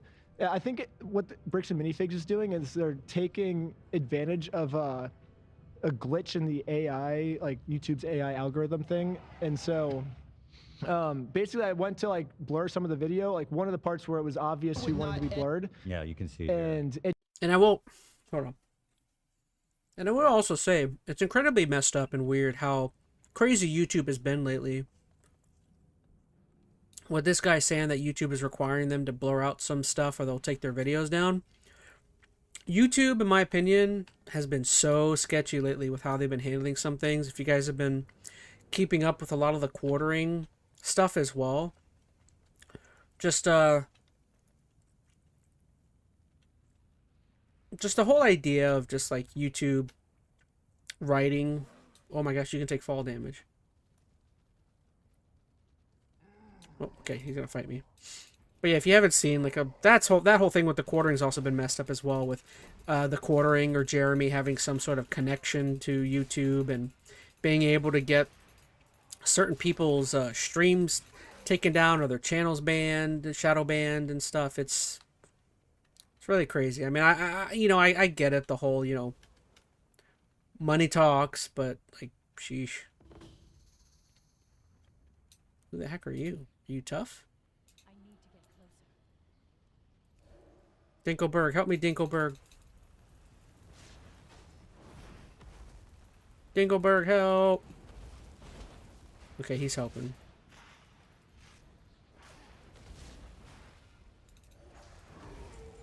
Thank you.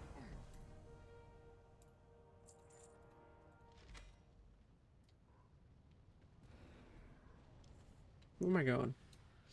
Oh, sorry. I'll eat any apples, but as long as it isn't Red Delicious or Granny Smith.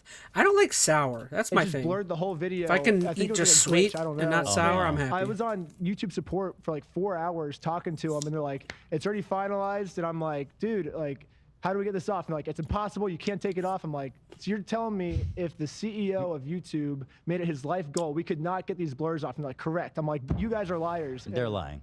They absolutely could reverse it. Yeah. I've been trying, dude. It's hard. They can do anything. I've even been in a situation where I used to know people at YouTube. They've since left, and now can't even get an email response. But they'll even do this, and I'm not supposed to say this, but I don't give a fuck. They'll even you send them a brand new video file, and they'll replace the whole fucking video. Really? Without changing any of the stats. Oh, so I can just make the video better if I want, and then. Well, I don't think they would. I think if you like. Probably you could. Yes, they could. They have the ability to do that. But how could you improve it? How could you? I don't know. I mean, there's a few parts where I think there was one part it was like 3 in the morning when I was about to post it. There's like a black screen for like 10 seconds. I'm like, oh, I forgot to put in like the B-roll. Like that I didn't even notice. But I'll say the blurs, although bizarre, I feel like it's still completely watchable. It doesn't really affect the watching experience too much. Oh, if you say so, I guess. I don't know. I hate it, but. Oh well. Well, it is what it is. The second video won't have blurs in, so that's good. Dude, so right, I'm so hooked on the apples. Basically, it starts with you meeting up with this guy, collecting what's now known as. How did you first hear about his story? So it starts with you connecting with this guy here, whose father, who's old and sick, has collected the world's biggest Star Wars Lego set worth $200,000. He gave it to this Lego store, Bricks and Minifigs, on consignment, which means basically they sell it on his behalf and give him, and then share in the profits, right? And then they just fucked him. They just keep it. Oh, I see what's happening. Is okay? Ethan just explained it. I heard the word and I forgot what the word consignment meant. So yeah, Ethan just said it. So instead of it being a full transaction of like the store is giving $200,000 to the family for the Lego straight up. On consignment, I guess that Ethan just said it. It means that there's a deal made where you would give the Legos to the store, and then the store would sell it on your behalf, and I'm guessing would probably keep a percentage of the revenue made off of the Legos, and I'm guessing the family would probably keep what, like 75%, 80%, and maybe the store would get like 20% of the proceedings, or maybe even a slightly larger than that. Probably 30, maybe 30%.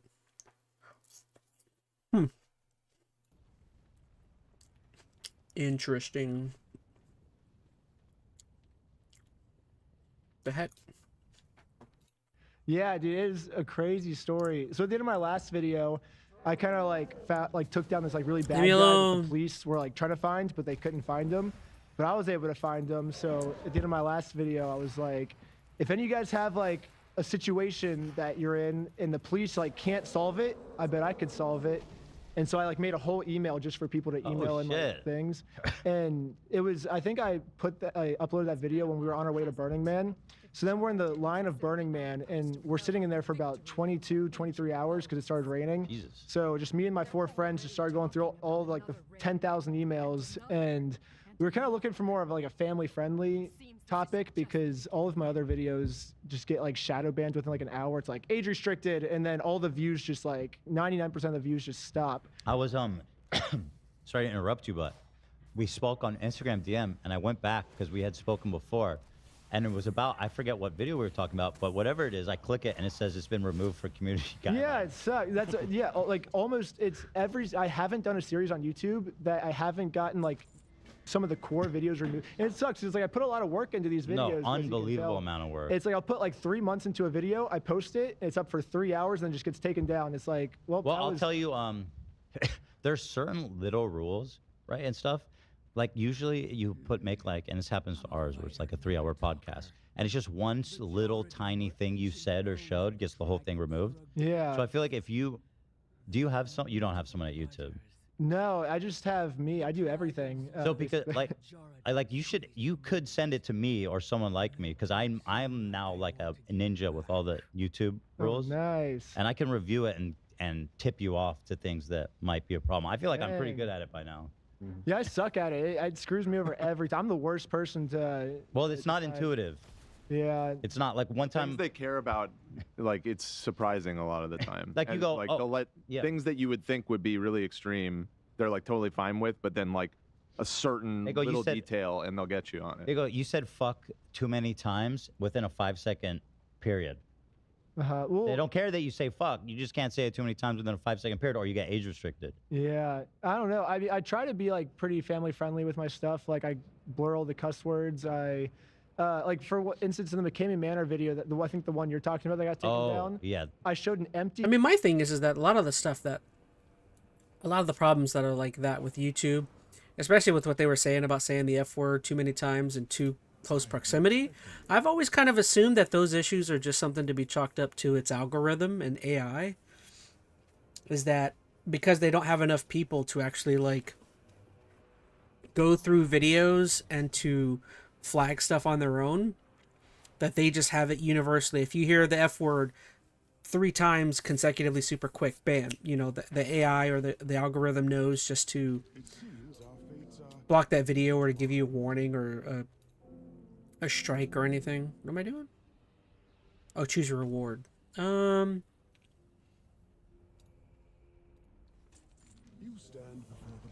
don't know. Again, that's what I've always kind of chalked it up to, is that it's same thing. Companies looking for ways of not having too many.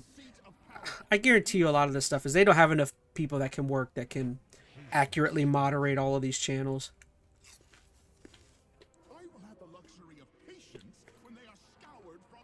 Cage of rats. So he claims that there's thousands of rats in this cage that is called Rat Race.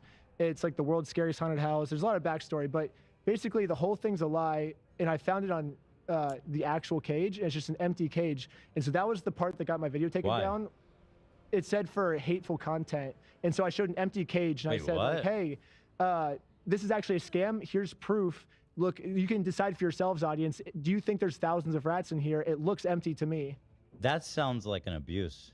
Yeah. and you dispute it, and they confirm it. Yeah, yeah. What in God's fucking? But that happens to me every single video I put on YouTube. So it's like I'll spend like 3 months on one video, and then like all my friends are out partying and stuff, and I'm just like 3 months straight just grinding like my life. I'm like, this is gonna be worth it. This is gonna be worth it. And then I post it, and it just gets taken down. I'm like, well, why did I just do all that? Like I just. So wait, are there videos that are not currently online that you've put? Well, they're on my Patreon, yeah, but a lot But of on them, YouTube? yeah. This has affected every single video or every single series I've ever done since I started. I've gotten videos wrongfully There's taken got to be a down. way to upload them back on YouTube and find out. I mean, that's what I think too. I'm just not a big. I would like to help YouTuber you. yet. If you Oh, send them to me, nice. I'll review them. Oh, nice. And also, if I can, if there's a specific moment that I think I can ask my YouTube rep, who, by the way, should start representing you too. So that That'd you be can, sick. I But, sent you, this is like totally inside baseball, but I sent you an email address. Did you try writing to them? I've been so busy. I'll probably do that today. But Yeah. Try them. They're good, I think. Oh, nice. Yeah. I've written to a few people, I think, but I don't know. Maybe they've responded back. We'll see. I have like thousands of. I actually hired someone full time to go through my emails now. So There you go. one of my first employees is gonna be sick. Nice. So I can just spend more time editing, I guess. But anyway, back to this. So you found this guy through a cold email? Yeah. What so the we heck? Look at those like lava frogs sitting in the. I want to attack them.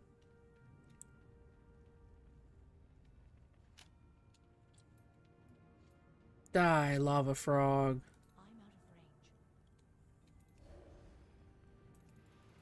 Let's see how easy they are to beat. Some of the character models and designs are very cool in this game. I like them. Be gone, demon. Okay, that wasn't that cool. Alright, sorry. I was like, Legos, that won't get my video taken down, you know? That's like family friendly. Like, we'll do a video about Legos and I'll just do like the same storytelling I've always done, but we'll do it on something that's family friendly, something that everyone can understand. And it just seems so obvious. He was like, he has the world's largest Lego Star Wars collection. He gave it to a store and he got no money back. It's all So documented. it seems so obvious. And when, like, in the email, he said, I have all the proof you need and stuff. So I was like, okay, I'll get on. There's a contract. call with them. There's an inventory sheet. Yeah. It's all laid out. Yeah. And it's not just an inventory sheet. It's an inventory sheet that the store made. That's crazy. And then when he gives them back to the store, they're like, this isn't a good inventory sheet. And he's like, but you guys made that. Like, what do you mean? Like, if it's not good, why'd you make a bad inventory sheet that, you know? The video is so remarkable that, and I kept thinking the whole time, because it's like this never-ending odyssey, like a Lego Odyssey. And part 2 is even more fucking crazy. I watched part 2 yesterday, and which isn't out yet. It's available for Patreon. Yeah. It's on Patreon. Yeah. It'll be out soon. In the next couple days. I'm just waiting on some animations and stuff, but yeah. But I kept thinking, like, if this guy just gave the Legos back, the video would, you have no video. Yeah. Well, that's what we thought, like, halfway through. You remember how they're Yes. like, he's like, I'll give the Legos back. We're all just kind of sitting there like, Yes, that's we had anticlimactic. So many, yeah. Like, we had so many funny ideas for this that I guess now we're just not going to be able to do. But luckily, he didn't give the Legos back, and we got to do all the ideas that we wanted, so it was kind of good. But now it's like he's still not giving the Legos back, so it's like, I don't know. And I believe you that you're not done until that gets resolved. Oh, yeah. What's funny is they made a public statement saying that in 1 to 3 months, this will all blow over. Corporate sent out an email to all of the franchises. It's on your channel, yeah. They're like, in 1 month, no one's even going to remember this anymore. In 7 days, it's going to basically be dead, but in 1 month, completely over. And then the next day, they send me a lawsuit, which requires this to go on for at least 2 years. Yes. So I know painfully well how long lawsuits take. What is he actually suing you for? There's a list of like 10 things. Oh, really? Yeah, there's We 10. have it. Yeah, you can pull it up. I didn't get a I chance haven't to read it yet. It just came out. I yeah. haven't read it either. I mean, we could go through. You have a lawyer you like? I've talked. I think Legal Eagle reached out. And he's good. They said they're gonna set me up with the best lawyers like they can find. So That's good. What's really funny is that our lawyers are, because it's kind of been like, and Bricks and Minifigs knows this, is I think the justice system, it's not I gotta say, that's a pretty dope suit. I kind of like his look there. Just a plain tee with the pink freaking coat. I like that.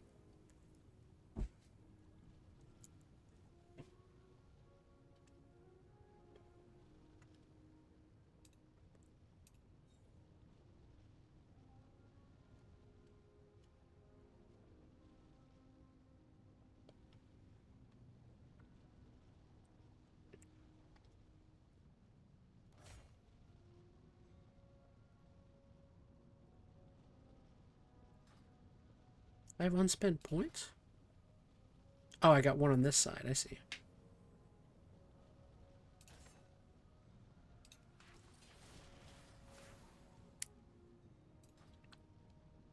So what do I got? Solar eclipse. Enter a solar eclipse empowering wrath for 15 seconds. Returns the spirit to the body, restoring a dead target to life. Interesting. Like, oh, I'm right, so I win, and you're wrong, so you lose. I think it's more like, I have money, so I win, and you don't have money, so you lose. And Bricks and Minifigs knows that, and that's why they're so confident being the wrong side of this and still thinking that they're going to come on top. Not because they're correct, but because they have more money.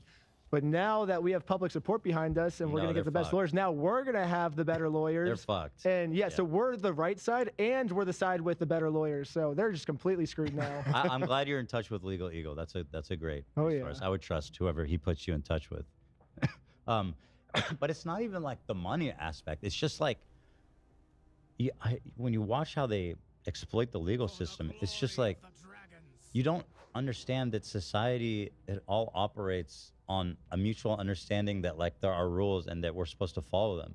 Because at so many points they're just like, no, I'm not doing that. And you win a lawsuit and they're like, nah, I don't care. Yeah, And, well, I have a contract. Who gives a fuck? So if you look at their backgrounds, this is actually kind of new information. A lot of people have been like kind of digging into these like store owners and stuff, and like the CEO, and a lot of their backgrounds, like Josh, for example, he used to run a company called. He's the owner, right? He was the CEO of. Yeah, he was the owner of that store. Okay, so they're talking about the Josh guy. This is somebody I really wanted to know more about. And before owning Bricks and Minifigs, he had a company called Legally Mine, and basically, he was a lawyer or he was helping people basically like take stuff that like isn't supposed to be theirs. I guess it's like, hey, this is legally mine. Like, let's find some legal loopholes to make this thing mine. You know? There's not even legal loopholes. They're just like, nah, I don't wanna. Yeah, so that's their whole career, is what legal things can they find? Like, you're right, legal loopholes is kind of, because that implies what they're doing is legal. Yeah, it's more like, I think we can get away with this and not get in trouble. Yeah. And it would take so much effort to hold us accountable that it wouldn't even be worth it. Yeah. But so do you think that It is kind of funny. If you guys were just catching what he put down, saying that like the guy Josh that runs the store currently, literally prior to that, he was working for a company that their whole job was trying to legally take things away from people. I don't know, it's just the coincidence and irony is just oozing. this is a common practice that they're doing this to other people too? I've had 4 conversations with people since this video's come out of people saying, hey, Josh and Brandon, the 2 store owners that took over Bricks and Minifigs. Oh no, Brandon's the guy I was thinking of that was in the video. The one from this guy, they said, hey, I had a Bricks and Minifigs store, and Josh and Brandon took over my store personally. And Really? I put my life savings in the store. And like one guy, for instance, in Florida, he said like a hurricane was about to come. So he was asking if they could get an investor for the store. And apparently that breaks the franchise. So they'll find any tiny thing you do to break the franchise rules, and then they just steal your whole store from you. And then they actually, I don't want to spoil this, but I guess he was going to get a lawyer, and then they bought his lawyer from him, so the lawyer couldn't represent him anymore. So they stole his life savings and then used that money to get a lawyer against him, so he had nothing, and then he's just screwed over now. What's so remarkable too that I love so much is like, it's so hard to find like a perfect villain, where it's like these guys are so fucking evil and dumb and bad and obnoxious and assholes all the time and constantly doing the wrong thing that like it justifies you can do anything and people will never feel bad for them. And it's like so hard to actually find someone that's that hateable. Yeah, that's what we were talking about that in because the last series I did was the McKamey Manor one, where it's like this guy just basically for the last 10 years has been like tricking people into coming to his house so he could like torture them. And at the end of that, I was like, dude, how am I ever gonna find someone more hateable? This dude has a video of him looking into some people tricking someone into their home so that they can torture them. I don't know, that seems pretty evil too. That's kind of crazy. Maybe I should look into that video eventually. You found him in the Lego world. Yeah, we found him in Legos, which is so funny. I think these guys are more hateable than the McKinney Anyone. guy. Yeah. Yeah, anyone really. And and like I said, they could just resolve. They could have resolved that at any time throughout this whole saga and been like, okay, fuck it, and then it'd be over. Yeah. Well, that's like the thing that we did here too. Is like in some of my earlier videos, we would kind of just like take people doing bad things and just like make fun of them from the like, this guy sucks, let's make fun of him. But what I've been trying to do is, I feel like it's kind of wrong because it's like, I feel like we should at least give people like the benefit of the doubt, you know, like you never know until you've heard their side. So especially with this, I was like, I really want to go and like just hear their side first 100%. and just give them every opportunity I can. So that way, like, I'm not the reason that they're being hated. They're the reason they're being hated. 100%. You were so fair and so neutral. And honestly, I love that aspect because it's like so disarming when you walk in and you're like, hey, so anyway, I'm here to pick up this Lego set, something about, and it's just like, it's always so, you're always so open and honest. Yeah. But I would be afraid like to be so open and honest because it might ruin your video. Yeah, but then the guy gets his Legos back, and who cares at that point? You know, like we helped him out. So do you that's make more important than the video for sure. So if you get the guy's Legos back and there's no video, do you make a video or you just go, that was cool and we're done? I just go, that was cool. Yeah, probably. Yeah, if they would have just given the Legos back when I walked in, I would have been like, okay, sick. Like we drove 16 hours up here, we got your stuff back. Let's go back and do the next video. You know, I got 5,000 more emails that have video ideas we can do. Like, who cares? I mean, yeah, I've definitely started on a couple videos like this, and then it just kind of works out. So it's like, oh, let's just go to the next video. Okay. You know? Do you get you move on happily? You don't. Yeah. Yeah. Because if they do the right thing, it's like, okay, we'll just like they did the right thing. You know? Interesting to kind of catalog all the times that happened. Yeah, it'd be crazy. Some anthology for like you made him the award. You wanted to give it to him. What was it you made for the owner? Oh yeah, I forgot. Yeah, because it was like I read somewhere that like positive incentives work more than negative incentives. I think it's like the carrots versus the sticks analogy. Yeah. So like you can hit like a rabbit with a stick, or you can give a rabbit a carrot, and it'll achieve better results if you incentivize them with positive incentives. Yes. And I think the same thing with parents raising their children. You know, it's like if you do positive incentives for your kids, they're more willing to listen than like with punishment. So I was like, okay, we'll try the same thing with Josh. You know, we'll give him a positive incentive first. It's more likely to work, and then we'll go with the negative incentive if he doesn't do that. And you brought a trophy that was just like coolest, best guy or whatever. Yeah. So I mean, that would be maybe a good way to honor the people that did the right thing. But going back to this, so did this guy write you or someone who knows him? No, someone that knows him originally wrote me. He was a fan of the Scientology. So he was in the area when we projected the word sucks underneath Scientology. And so it read like, and so he like saw the word sucks. He's like, he came over, and then I guess we left because the cops were like, we're gonna arrest you if you guys keep this up. But like my cameraman stayed back. So he like talked to my cameraman, and he was like, what is this? He's like, it's a channel called Reckless Ben. So he just started watching the videos. Oh, wow. And then, so he wrote me, and he's like, hey, my friend's doing this thing. And then he was like, you want to get on a call with them? I was like, sure. And then this was the first conversation I actually had with them and then I like kind of cropped them out and put animations behind it. But were you constantly just surprised? Why don't we, how this thing kept Ethan, opening? if you don't mind, Ben, can we just watch the first like minute of this? Because there's a lot of people that are, that haven't seen the video yet that are a little lost on the conversation. No, no. Just because I feel like the first like minute of the video sets up most of what. Actually, you're only allowed about like 30 seconds before I can copyright claim you. Shit. All right, let's do like 20. I've seen worse. This man spent his life Good idea. collecting We'll do what's that. now known as the world's largest Lego Star Wars collection ever. It's estimated to be worth around $200,000. No, he wasn't actually a Lego man, The right? entire thing got No, he was. Oh, and the he's police real. are He's actively real. working with the thieves to He's a real cover the person. entire thing up. But the craziest part is that the collector doesn't even know that his collection's been stolen. Yeah, the collector's son, Brian, well, he reached out to me because he has no clue how to break this news to his dad. At this point, my father had a health episode. We can't bring any stress to him. The reason he's reaching out to me is because the police are covering this entire thing up. And at this moment, I promise I'll say, when I heard that for the first time, I was like, that has to be a little. It feels like a hyperbolic. stretch, right? No, it's a little hyperbolic. It's not a stretch. Not a stretch at all. They told you need to leave when you wanted your stuff back, which is kind of crazy. Oh my gosh. No, don't change it to the bearer. I didn't mean to do that. Oh, I need to change back. I need to heal. No, what am I clicking on?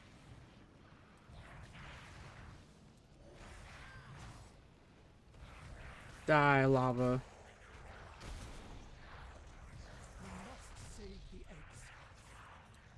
I can't. Okay, there we go. Die. Alright, there we go. Sheesh. Bob, His the dad police don't doesn't know? care. Oh, the police don't care. Yeah. Oh no, the police It's like don't the care. police yeah. are covering it up. I'm like, I think that's Yeah, probably a little less than not theatrical. care. I would believe not care, but covering it up, that's a pretty extraordinary claim. And I was a little skeptical when it first got to that part. But by the end, it's like, it's undeniable. That's what's happening. Yo, this It's crazy. Again, pausing for an aside here, but the second part was infuriating, bro. More than the first one. I cannot fucking believe. And I don't want to ruin it. It's coming out soon, but it's about like basically police corruption. And you have these motherfuckers so dead to rights. It's insane how crooked they are, and over something so fucking stupid just to protect their homies. Yeah. It's so fucked up. It makes no sense. The worst part is I actually went to court a couple days ago. I've been to court like 4 or 5 times because of this already. And I just showed up to court and I was like, I don't even know why I'm here. Like, can you guys please tell me why? Like, I don't even know what I'm being charged with because they wouldn't tell me. And I'm like, I have no clue what the claims are against me. And then the prosecutor, Russell Farr, he goes, well, if we told him why he's here, he would just use this for his likes and subscribers on his YouTube channel. And I'm like, to a judge? Yeah. And the judge, so I guess the judge didn't. He said we don't have time to argue this right now, but if you come back July 1st, we'll like argue for motion for discovery, I guess. So right now, I don't even know what these people have said. Basically, the whole video, like without getting into spoilers, is just them just constantly making up lies about us to get us arrested before our documentary comes out. So their logic is if we're in jail, we can't make any more videos about them. So they're just making up crazy. Oh, so that's why the whole heroin thing became a thing? Wow. That's kind of crazy that that's kind of where things have devolved into, is that... Oh, I'm getting hit by something. Is that these people are kind of so dead to rights since now all of a sudden that they've gotten funding from like, you know, the YouTube world and internet at large, that now they're just starting just to throw reckless claims at him. Yes, as far as like, he's on heroin. And that's just like, wow. Yo, the shit that they kept doing. But And I don't also know what just they as are. some kids who are goofing around making videos, like they like the fucking they kept I don't want to spoil it, but like the fucking no bail shit. Like yeah. murderers and rapists get bail. Yeah, that's crazy. I guess I'm worse than a murderer and rapist, I guess, for making this video on them. Literally everyone, almost everybody gets bail, unless they're like, the only time people get denied bail is if they're like a billionaire that can and did something horrible and they can leave the country. What's crazy too is the Legal Eagle team was telling me yesterday, they said when they looked at the TRO that I got, the temporary restraining order, he said this only this was made and only gets approved for people that have like, are super high up in gangs or like the cartels and stuff. He's like, this is not for a YouTuber, you know, he's like, they are abusing this super hard to give you that. Gotta have a lawsuit against them. Yeah. You have to.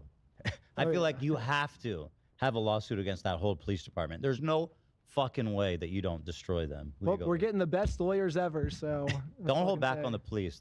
Don't fuck them. Holy shit. But then the other aspect too, and again, I The can't. heck? How do I get up there? Should probably just play it, but they all end up. Oh God.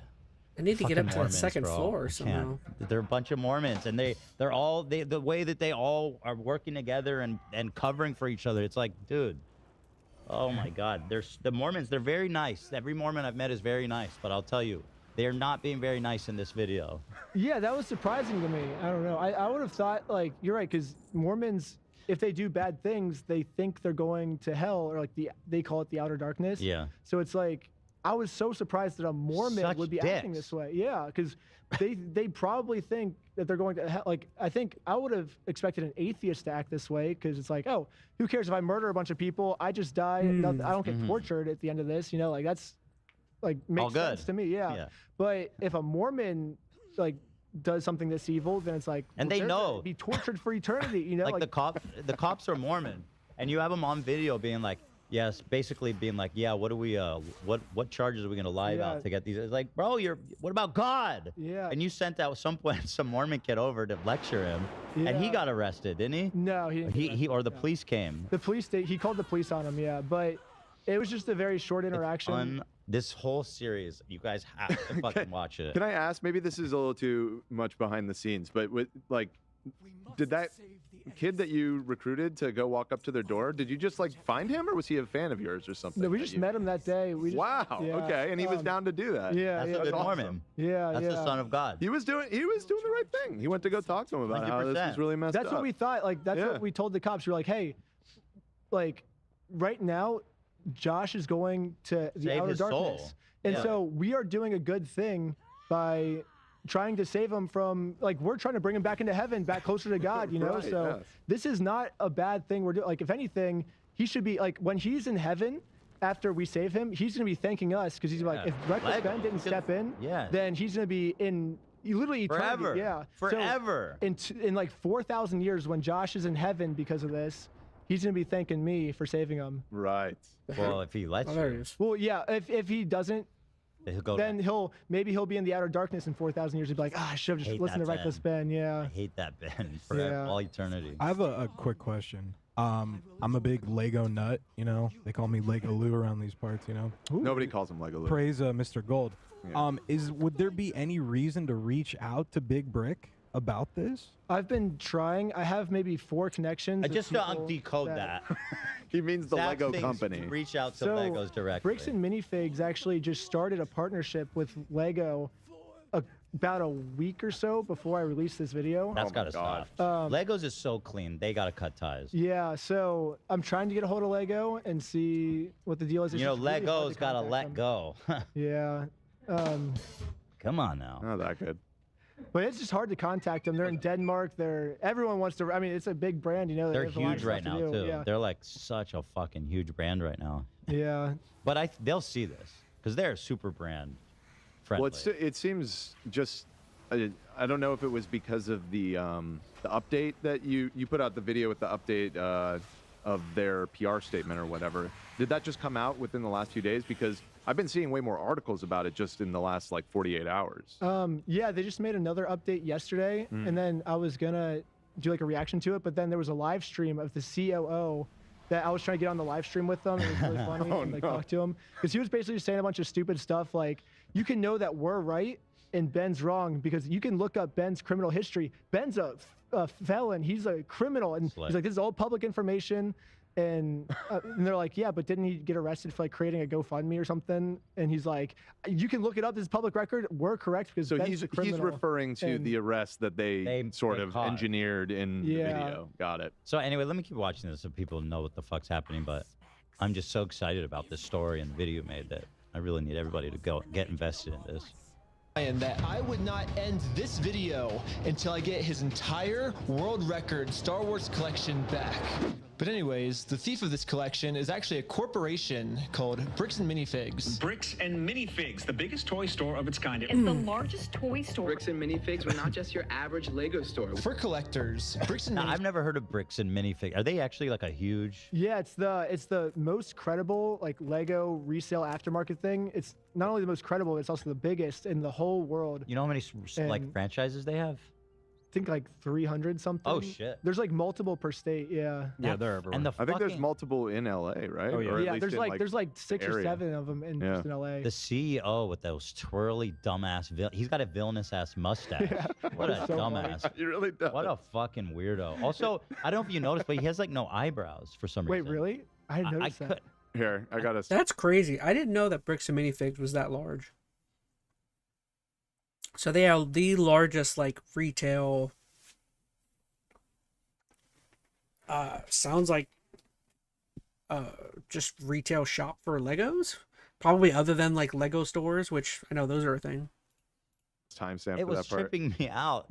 Like I it think was he like his has- eyebrow. It was like It really his was mustache. noticeable how villainous he looked. I think he has red it was hair. kinda And I shocking. think sometimes with Bullied red-haired for people, my their red hair. eyebrows blend in, maybe. Let me keep watching to catch people up. Is that It's just so like the video is relentless. Every fucking second is packed with something fantastically No, you're intriguing. good. If we're being a little vague for some people that haven't watched the video, it's because like you really don't want to spoil a lot of things that happen in this video. I'd strongly encourage you all to just go watch Just it. so much backstory too. After you watch us, obviously. Okay, so I didn't realize they were that big. I thought maybe there was like 8 of them or something. I've never heard about it either until this video, but I was like, he kept saying bricks and minifigs. I'm like, is that a Lego company? But it's not a Lego company. Basically, they could afford to give you $200,000. Yeah, they make. I think their profits are like 95 million a year. So I think we calculated it. Are they public? It's like 1/50th of a percentage is what they would have to give, I guess. No, it's not public because I was thinking about like how funny would it be to bet against this company right before the You video could comes out? definitely short them. And Is yeah, that a, but would no, that it's not be public illegal? stock. Would it I be don't illegal know. to short them before you dropped it? Would that be insider? I don't know. No. I don't do like stocks and I don't stuff, think and so. I No, never there's enough money. short reports. Companies that do that. It's fully legal. No, but you Take do from it me. with insider info. You can't. That's But not insider info from the company. Oh, he's Yeah. Yeah, he's not inside. Okay. He has outsider info. We were joking about it, That'd but be I great. don't You know. could make a fortune. Maybe I don't know. I We're just, not like, lawyers. Yeah. I am. Don't. I actually am a financial advisor. He's not. If you have any questions about Really? money, Oh, He's nice. not. He lies about it all the Yep. time. damn, He's a please. liar. Do you have any questions about money? Yeah. Well, no, not right now. I guess. Okay, you just hit me Um, up. I'm licensed and I have a number. I'm credited. and nice. everything. Figs is basically seen as the best and All right, safest so why don't we way- go ahead and skip the Now, introduction? somebody was asking, does the dad know what's happening at all now, or is he So- still blissfully unaware? I guess I can talk about this. So last night, Brian finally told his dad, and there's no like video of it or anything. Like this is like a very private conversation he had with them, and he said it was like a really hard talk because obviously it's like terrible for a son to be like, hey, I've been keeping the secret from you for a long time. But he said his dad was very understanding of it, and they're like, hey, we have a GoFundMe set up, and it looks like we're gonna get like refunded. Like we have a lot of audience support, and his dad was just confused the whole time. Like, How do you even explain all this, especially to an old guy? yeah, he's like, the whole country's seen this, like millions of people. He's like, how have millions of people Yeah. seen? Because he's never been on social media or Yeah, anything, yeah. so he doesn't know how any of this works. He's like, how do people from all around know about that? Like, how are people helping? And so he had like a couple-hour conversation with him, but that's finally, interesting. as of yesterday, he finally learned about it. Well, That's interesting because he said finally, as of yesterday, the dad is learning about this whole thing. When I think the Brian guy had said that it had been going on for what 8 to 10 months. So has it been going on a year that the parents have been kind of left in the dark about about their whole Lego collection? Interesting. He's doing okay though. It sounds like. Yeah, he said that he took it like the information way better than he expected, and because I think he was expecting his dad to get like really upset with him, but he said his dad took it fine, and he said now he's like the biggest weight is off my chest now. Like finally, I feel like for the first moment in like so long, I'm finally not stressed out. Which this has been causing him like so much stress because he's like, I feel like my dad's just gonna hate me after this, you know? Jeez, that's a lot of Because pressure. his dad put his all his trust in his son to sell this. I mean, set, and he screwed up, $200,000. you That's know? like, I mean, that's probably like retirement money. Yeah, and so Yeah, but like his dad entrusted him to sell all that stuff, which yes, obviously it takes a lot of trust, and I think the son is fair to think to be ashamed or feel like he failed, but to be 100% fair to him, like, dude, you went to the largest retailer for Lego for consignment selling of Legos. Like if you can't go to them, who the hell else can you go to? I feel like that fact should kind of, take some weight. It's not like he went to someone who historically is known as a scammer. He went to like the largest company that deals in what they were looking for. he felt like, oh, my dad put all this trust in me, and I screwed it all up for him, and now I've been hiding my mess up from him, and so he's just been like super stressed out about this whole thing. I just love knowing that, because I've seen this before on the internet. We've all seen it, but at a certain point, when the bad guys get exposed and there's just so much attention on them, they're fucked. They're just fucked. Like you already won, and I can't wait to watch it all unfold. They're so Yeah, it's fucked. gonna be sick. Yeah. Well, it's going on for 2 more years. So you guys have 2 more years of entertainment. So. Oh my God. It'll be Can you sick. believe that it Horrible, opened though. up like this stupid fucking Lego heist silliness? opened up into this like odyssey. It's just Yeah, it was unreal. crazy. Yeah, yeah. Out of all the videos I'm working on like 12 like documentaries, kind of like side by side right now, and it's crazy that like the Lego one got this crazy. Some of the other ones are like already crazy from the beginning, but this one starts out just like, oh, it's Legos, and then just is a slow build the entire time. You know, where it's like, how did we get here? It's insane. Interesting. Okay, so you're working on a bunch of projects at once. Because I was wondering how your work process, how your flow works when you're like so dedicated to one I don't know. I project just for so long. Well, it sucks because it's like for a part of the video we just have to wait 3 months for court, you know. So it's like, what am I? I'm not just gonna sit around and do nothing. I'm gonna start a new project, you know. Yeah. So stuff like that will happen, and then like when he's like, we'll give you the Legos back, and then we wait a month for them to give us the Legos back. So it's like I'm working on other things while we're just waiting. You It's know? so satisfying in the video, and you guys will love this. Where it's like, all right, well, we did this thing, and we have to wait 3 months, and we already did that. Here's what happened. It's like, oh, I love that. It's so fucking satisfying as as an audience member. It's a very like non-linear timeline that I did, but So yeah, part 2 is amazing. You guys, if you want to watch it, you could become a patron. So you said there's a GoFundMe up, because I saw in part 2 you tried to put up a GoFundMe and they fucking found a reason to arrest you. yeah, for they it. arrested me for creating the GoFundMe. To help reimburse this guy. It's just it never ends. So how can people find the GoFundMe? Oh, right there. I don't know, I guess you could put a link to it or something. Okay, well, I can't promote it, or else They arrested him for trying to start a GoFundMe for people who got scammed? Dude, our country is freaking crazy, man. We're just so cooked. Like, why would you arrest someone for doing that? I'll get arrested again. Oh my god, bro. Should we button? We can show it, right? Probably, you want me to button it? I mean, maybe, I guess. Do you want me to remove it? Because I have a button. No. Keep it on. Okay, Keep it on. okay. I'll get arrested again. It'll be sick for content. But Hey, any moment though, the police might start swatting us, and that's not an exaggeration. Well, do they have buddies in LA, or I mean, this seems like a Utah thing. Yeah, it's probably. And they haven't been mentioned, or they've mentioned it a couple times. I would say they haven't. But the fact that this whole thing is happening in Utah, and the whole like, they've been mentioning the whole Mormon thing is just so. It's so weird that plays any sort of role in whatever the frick is going on here.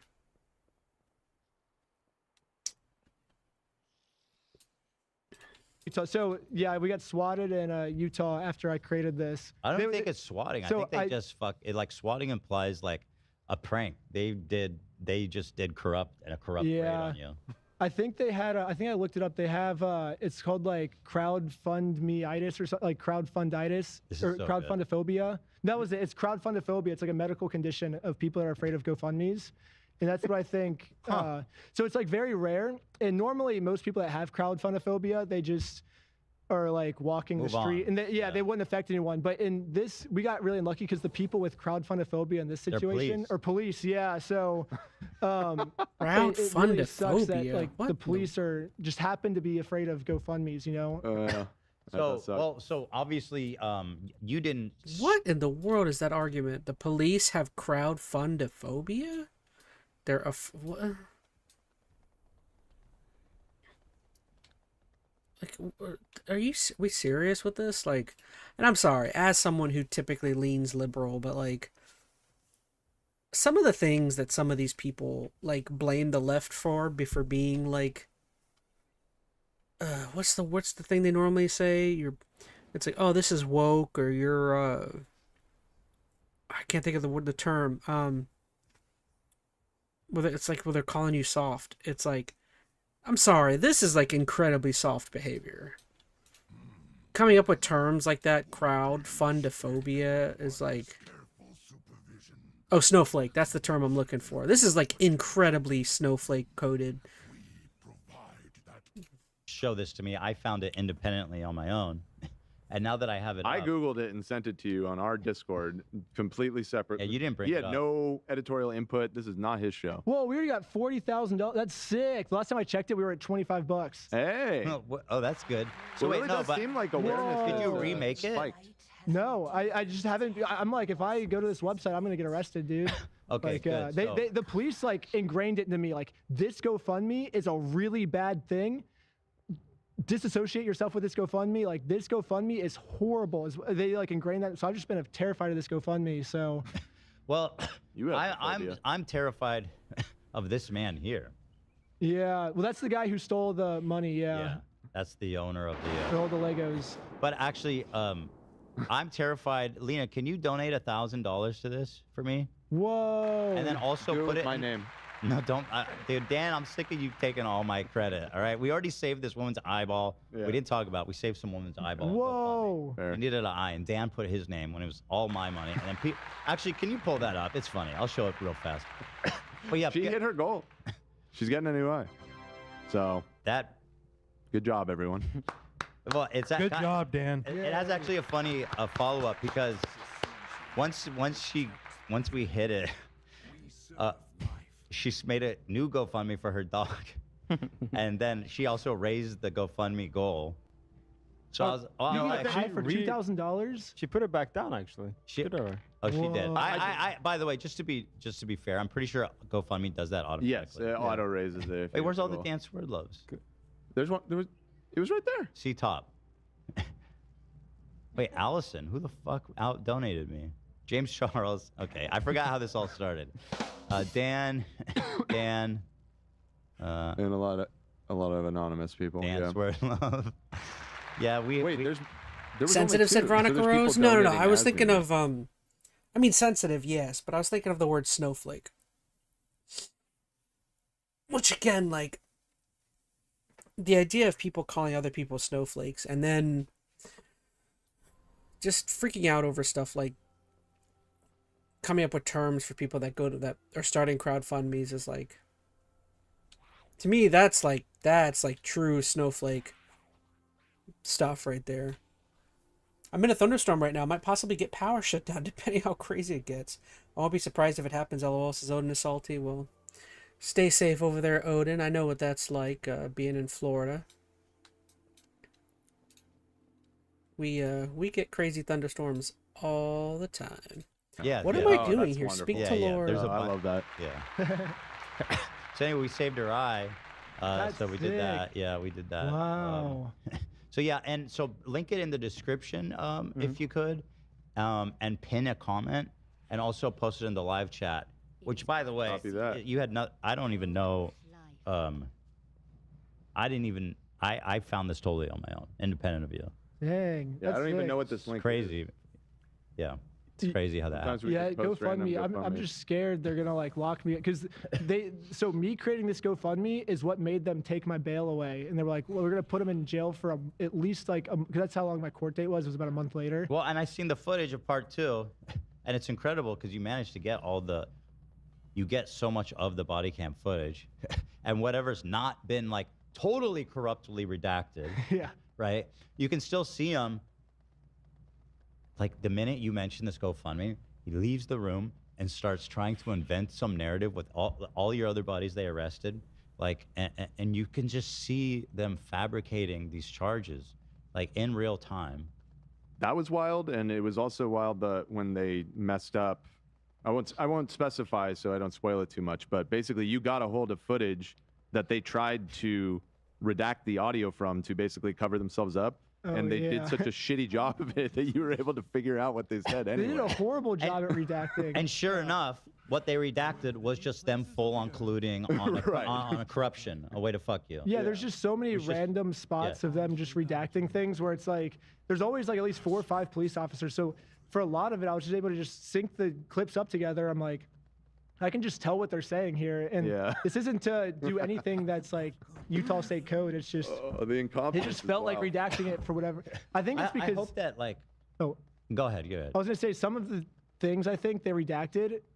So they're supposed to, if there's a minor, for example, they have to redact that. If there's a victim or an innocent person like walking by, like that's not involved in the case, they have to redact that.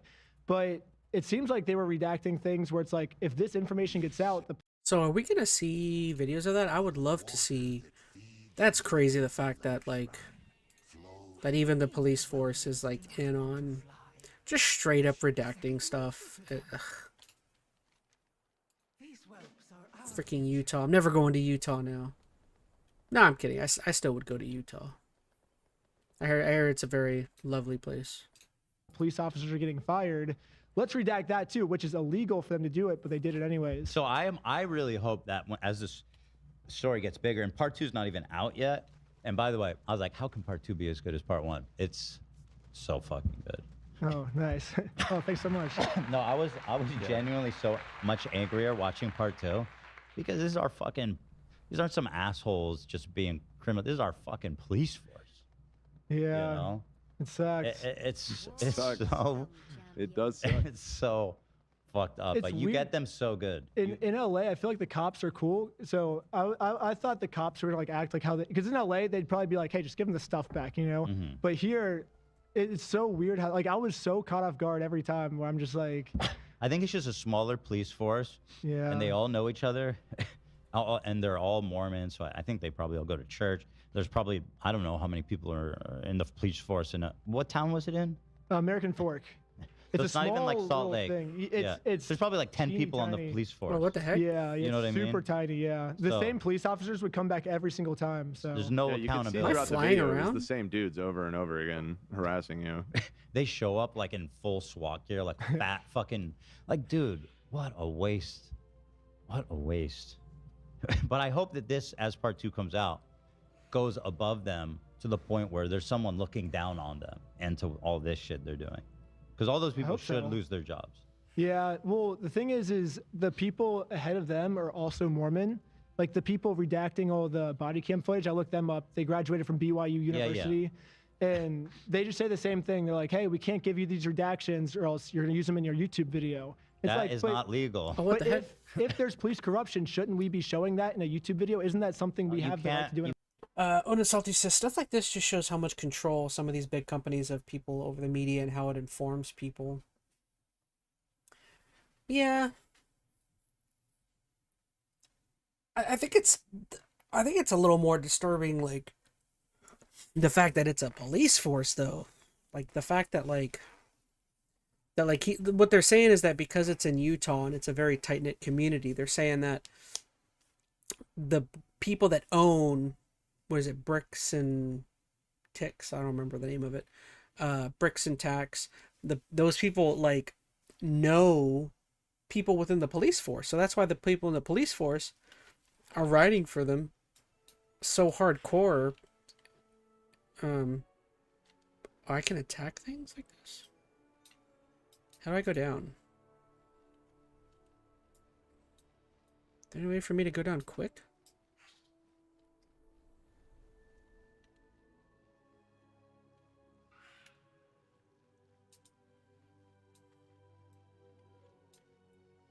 You America? can't redact it because they're afraid you're going to use it. That's not how the law works.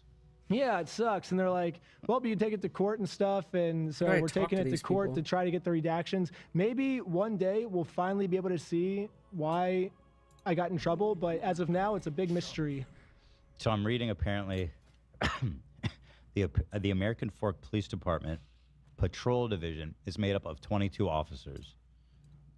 And there's 4 sections. So like there's probably one section, 22 officers, you said? divided by 4. And every Right. time we did something, there'd be at least like 10 or 12 of them. So that's like It's like half 6. the department. It's like 5. Yeah, it's like 5 or Yeah. 6 in your section. So it's the same 5 or 6 cops Dang. colluding on the same thing. Well, we So it's an incredibly small police department. So yeah, of course, all of these people like know each other. It's like super obvious. What am I doing? Do I need to be? I guess I don't need to be down here. probably the only ones, like, it is what's kind of a nice neighborhood. Like, there's probably not a lot of crime that happens there. Yeah. So, like, us making this GoFundMe is probably like, oh, we gotta really, like, step down on this. When I was in jail, there was one other person in jail with me. When I was in jail, dude, that's such a crazy thing to say over this whole Lego fiasco. That's just insane, dude. It was a Mormon lady. She's like 40 years old, and she got arrested for paying too much for toilet paper at a grocery store. Because she paid the wrong amount, she got arrested. But she paid too much. And it was a week ago. So the police swatted her house again, and they arrested her. A week later. Wait, I'm confused by that. I was confused too. And then she's calling her husband on the phone. She has like 3 kids, and the husband's like, "I don't believe you. You're a liar." Like all this stuff. And she's like crying to me because like the police officers at the jail, or the security at the jail was like, they're looking up the police report and they're like, "Why are you here? You paid too much for toilet paper." And she's What's like, "I the know." crime? Like the incorrect payment on toilet paper. I don't know. I don't believe that's in the code. I don't know. I don't know what the city but she's like, municipal book says, but I don't she's think that. crying to me. She's like, "I don't have money for a lawyer." She's like, Sounds like this whole city is ripe for investigation. Bro. Yeah, and she was like, the saddest part is like, my husband doesn't believe me. Like he wants a divorce now. And she's like, the police officers believe me, but my husband doesn't believe me. And she's like, she's gonna take my kids away from me. And she was like, she seems so sad. And I'm just there kind of like, oh shoot, like I can't really complain about what I'm in here. Well, I guess we were there for like equally stupid charges, but yeah. Actually, I'm gonna disagree. I think overpaying for toilet paper might be dumber. Yeah. As dumb, and yours is really And it said dumb. that in the police report, and the police officer's like, "I don't know why you're here." But is that a vendetta? Like, why the fuck would they arrest some random lady for? I don't know. I think there's just no crime that happens in this neighborhood. So just anything, like if the police officers don't make arrests, they don't have a job. So to keep their job, they just have to find something to arrest people for. That's my only explanation. I don't know. Damn, that's crazy. Some guy Ethan Klein gave 1,000, and you guys are over. Yeah. Yo, chat. Look, I got a freaking dragon, dude. How do I fly? How do I take flight? Surge forward. Ascent. Hold on.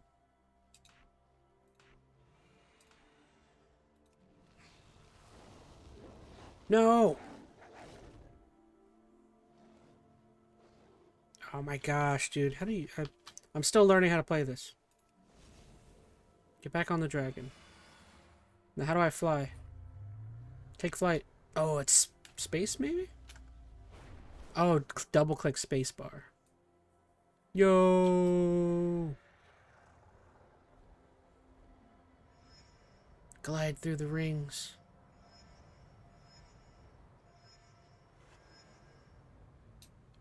Yo!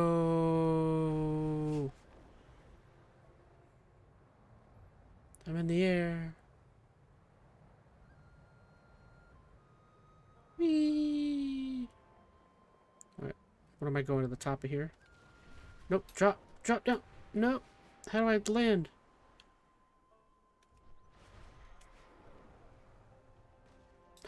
Yo.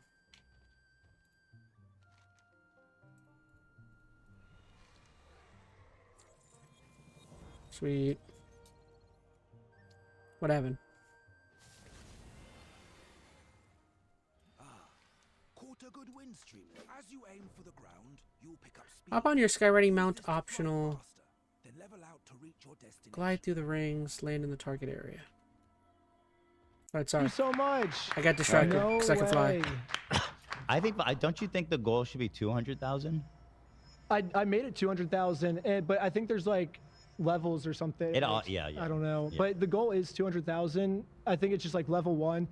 I think if I remember correctly, it said level 1 was like 25,000. So I think maybe it's a GoFundMe tactic. It's like, oh, we're almost there. So if you donate, you can complete the goal. You know, so it looks like that's exactly what it is. Because if it's like 40,000 out of 200,000, people are like, they're never gonna make it. I'm not gonna donate. Yeah. But if it's like, oh, we're so close, I'll be the person that gets the last percent. Then it's like, I think it's an incentive for people to donate. Maybe.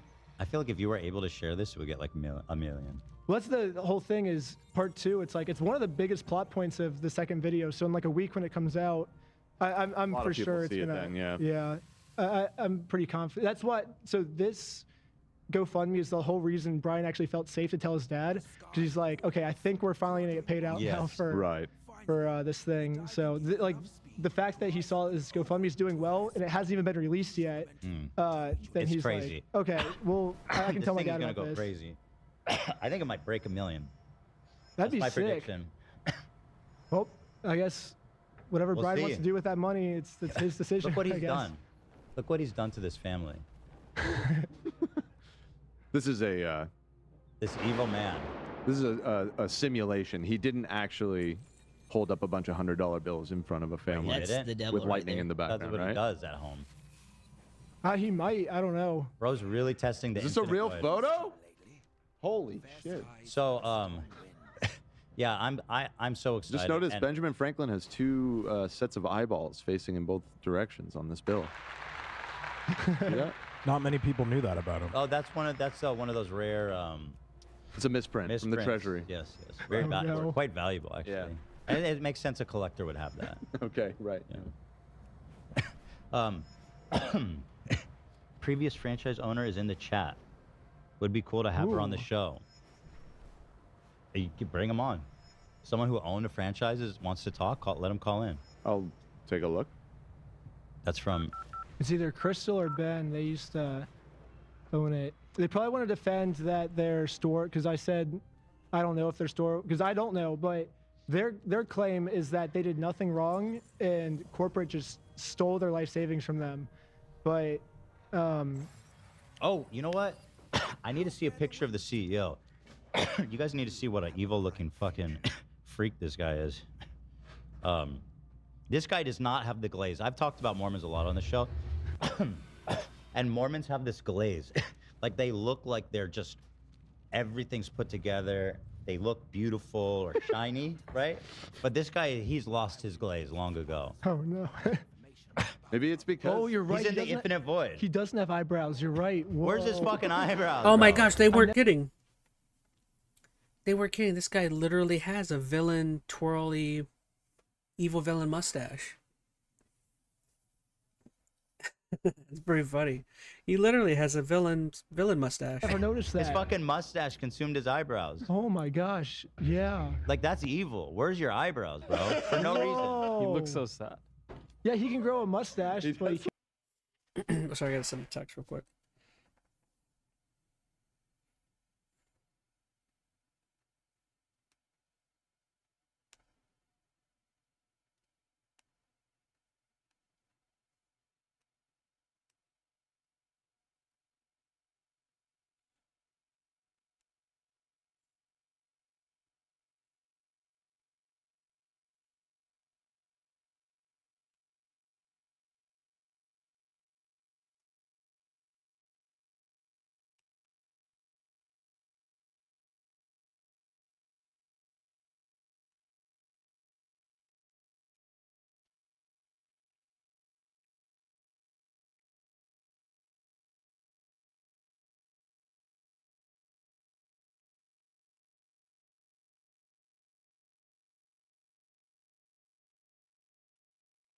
All right, sorry. Can't Look, grow eyebrows? That's so weird. What is this? He's overcompensating for not having eyebrows. Maybe he lost a bet. That's like a common thing if you lose That a is bet, a you gotta weird shave look. your Where are your Right, true. eyebrows? Might have. He looks ridiculous, bro. I hope you know. What's his name? Eamon McNeff. Eamon McNeff. Eamon? A-M-M-O-N. Eamon McNiff. Yeah, What like a McDonald's, name. but McNeff. Eamon McNeff. I hope McNeff. you look in the mirror and know what a silly looking fuck you are. You goofy ass villain mustache twirled, Oh, no no. eyebrow hair, and beady eyes. Look at these lifeless infinite. You know, I can see the infinite void in his eyes. That's where he's Dang. going. What is it called? The Outer Darkness. I see the outer darkness in his eyes. You see it? Yeah, he's long. Yeah, he's in the void. Yeah, it's foreshadowing. He oh, should be no. afraid- he He's should going to be the Outer afraid. Darkness. Oh no. They already got his eyebrows. But it's not too late. darkness. It's not too late to do the right thing. Yes, He no, can still go to Mormons, heaven. They're It's never Christians, too They late. believe in redemption. Yeah. There's still time. He You can have to do the still right go to thing. heaven if he does the right thing. Well, based on the email that was leaked to you, which is, again, just this story, it's just so funny how miserably they're losing everything. So you put this out. They responded, basically just some stupid boilerplate refusal. Basically, what they said is everything you watch in the video is not true. Yeah. And we don't have facts. Even though Ben has facts in his videos, we don't have facts, and you should believe us because we said so. And because we said so, that's how it is. Mm-hmm. That's their whole argument boiled down. And then their second argument, so then we responded saying, well, no one's going to believe you if you don't show facts. So their second argument was, well, we said so again, and you should believe us because we said so. So they learned nothing. This, by the way, is your Patreon. Yeah. Which I think is important that people sign up for this because it sounds like you're gonna have a lot of legal fees Yeah, it's crazy. in your near Yeah, future. yeah, I'm covering my legal fees, Brian's legal fees. Victor got serving papers yesterday, so Victor's legal fees. I think they're trying to get every single person that was involved in this project, and I told everyone, like, because I don't want someone to like help me with a project and then they get screwed over for it. So I am covering every single person's legal fees. So it's gonna be very expensive, but. Are you guys okay? Like, I mean, you have, I don't know, I don't see how your Patreon is is robust. It's doing pretty well Okay, right good. now, yeah. Good. But So yeah, I'll put this in the description too, because we got to support the Patreon. Yeah. Oh, nice. This righteous cause. And you get access to all my deleted videos ever on YouTube. That actually is unironically an incredible. Dang. Have you seen the benefit. Banksy video? That one's crazy. That's on Patreon. You did a Banksy video that got removed? No, I just haven't made it live on YouTube yet. It was supposed to be on HBO, and then I got it greenlit on HBO, and then it was supposed to be a 5-part series, and so the first episode is on Patreon right now, and the second episode we all got felonies for it, and so we're kind of waiting for the statute of limitations is 3 years, so we're trying to get lawyers to help us out of that. Bro, how do you not have lawyers? I can tell you off screen what we did, but it's gnarly. Probably the crazier than the Lego video, 100%. Oh my God. Okay. It's like the craziest thing you can think of. It's like You killed someone? Like You raped a child? It's like sneaking into Area 51 level of crazy. Sorry. It's like, I mean, you said it was the worst thing I could think of. but it's a 5. You didn't do that. You didn't do that. But I made like 5 movies. It was supposed to be on HBO. Like all of them connect to each other, like loosely connect, and then once HBO greenlit, they're like, this is gonna be the sickest, like this is gonna be the #1 show on HBO. It's gonna be awesome. And then once they saw the footage, they're like, oh, we cannot post. That's way. They too didn't watch scary. it? No, they did watch it. But I'm saying they said they did all that shit and before they knew what was on the video. Well, I think we took it further than they thought. Maybe, expected. yeah. But the I first one's love on that. Patreon, so if they want to see that, So you guys, and maybe you don't want to give away the sauce, and that's fine if not. But without getting into specifics, throughout this video, you attempt, like I think 3 different legal maneuvers to kind of reframe the situation to Yeah. force the company no, to we can talk about it. confront Okay, you. no, people have already seen it. There's Well, no so spoilers. what I was curious about, because hearing about this HBO thing, you don't work closely with the lawyer. You came up have with all to, of those bro. schemes. I've I just never- kind of assumed a That's lawyer told great. you, yeah, this would be a good way that you I've could go never about. talked to a lawyer about a video. Oh my I've God! never. I mean, that's Bad. both I just make stuff impressive, up. but you got to need- talk to a lawyer. Look, I know, I there we understand go. your perspective where like you don't want it to inhibit the plot line, but also you need like a concierge. How do they say the Italians?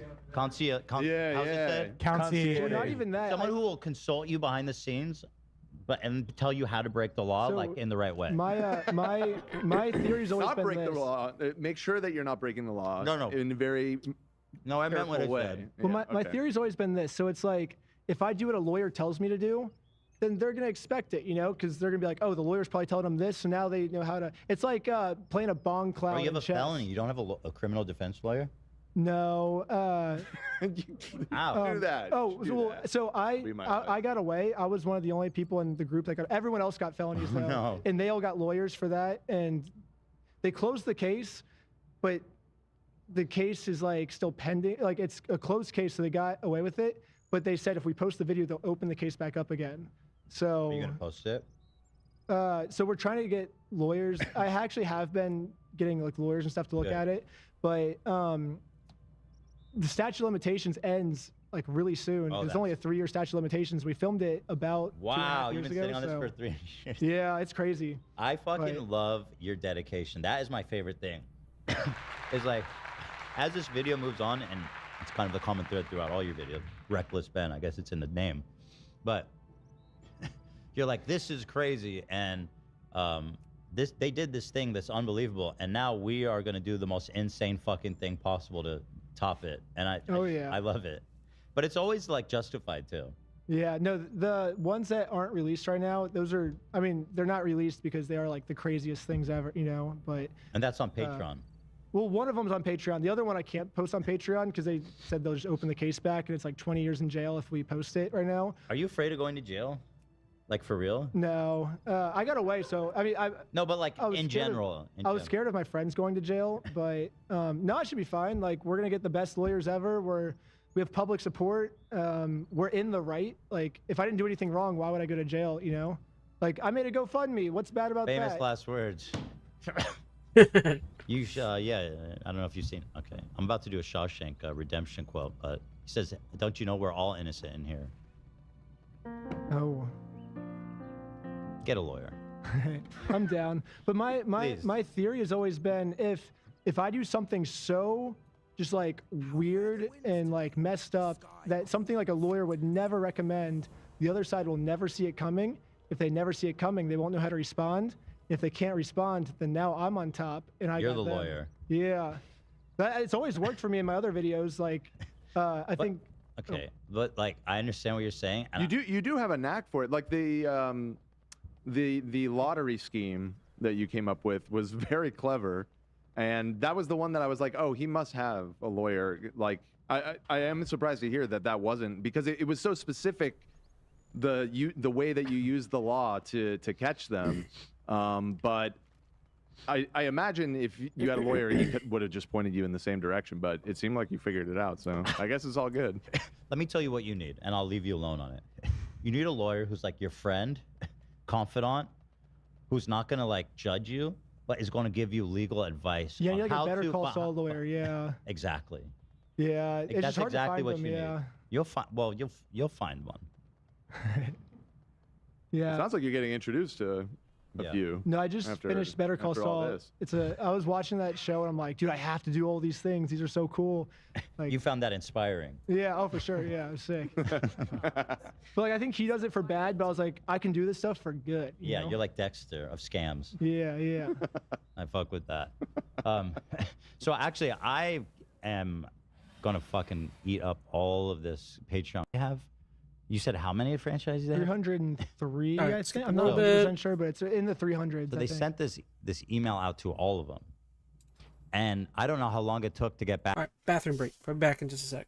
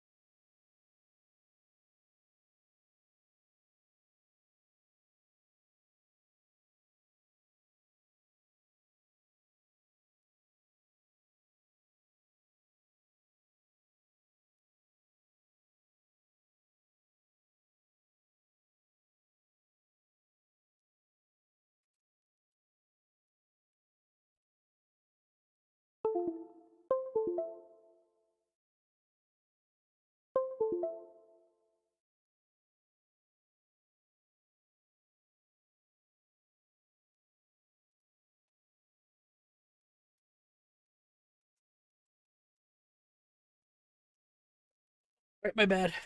I took a minute to make a protein shake. Because I wanted one.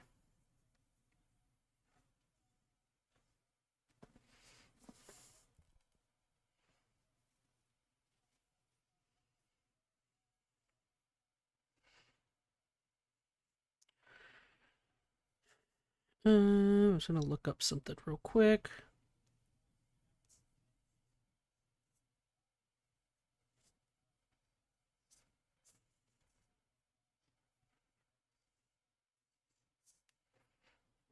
Alright, sorry, I'm back.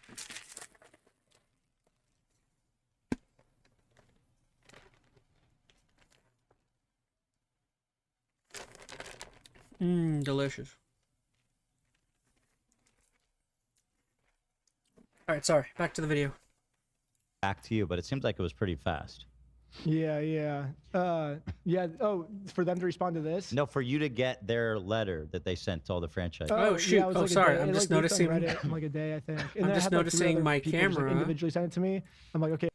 My camera freaked out. What happened, camera?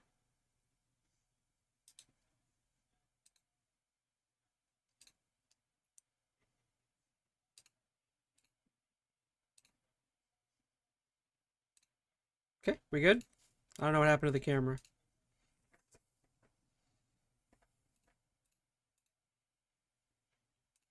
Alright, back to it. Sorry. Okay, that's on screen. Where's the video? If all of these people are claiming to work and they're all saying to me the same thing, Has it's to probably be. legit. Yeah. What idiots. What a dumb Hold on, can I see that guy's face again? Can we just get his face permanently Go back. No. on a button, Nate? There's been a lot of funny memes in like the Lego Reddits about him, I think. Been pretty funny. Evil People mustache, are villain, he's so cartoon. memeable. He's this guy. He's literally tying your Lego set to a Wacky train Racer? track. Yeah. Whoa, that is him. And he doesn't have any eyebrows either. Oh, Oh no. You're right. His Yeah. hat is just. Who do his I want to eyebrow. talk to? Yeah, they always have all the evil people have the mustache, but they don't never have any eyebrows. That's crazy. Actually, what I'd like to do, I'll read the email. You guys should watch this, obviously, because it's very funny watching you guys just stunt on them, and they have to be so mad. You know they're so mad. Oh yeah. No, they're obviously pissed off for sure. They But could have got out they of can- this so cheap. They can end. They still can. They can just stop all the lawsuits, say they're sorry, give the Legos back, and they won't have to be mad anymore. They'll go to heaven. They get to survive the outer Infinite darkness. instead of the the infinite abyss or whatever, they could infinite ecstasy. We made a tutorial for them in the video of how they can end all of this, and it was only one step.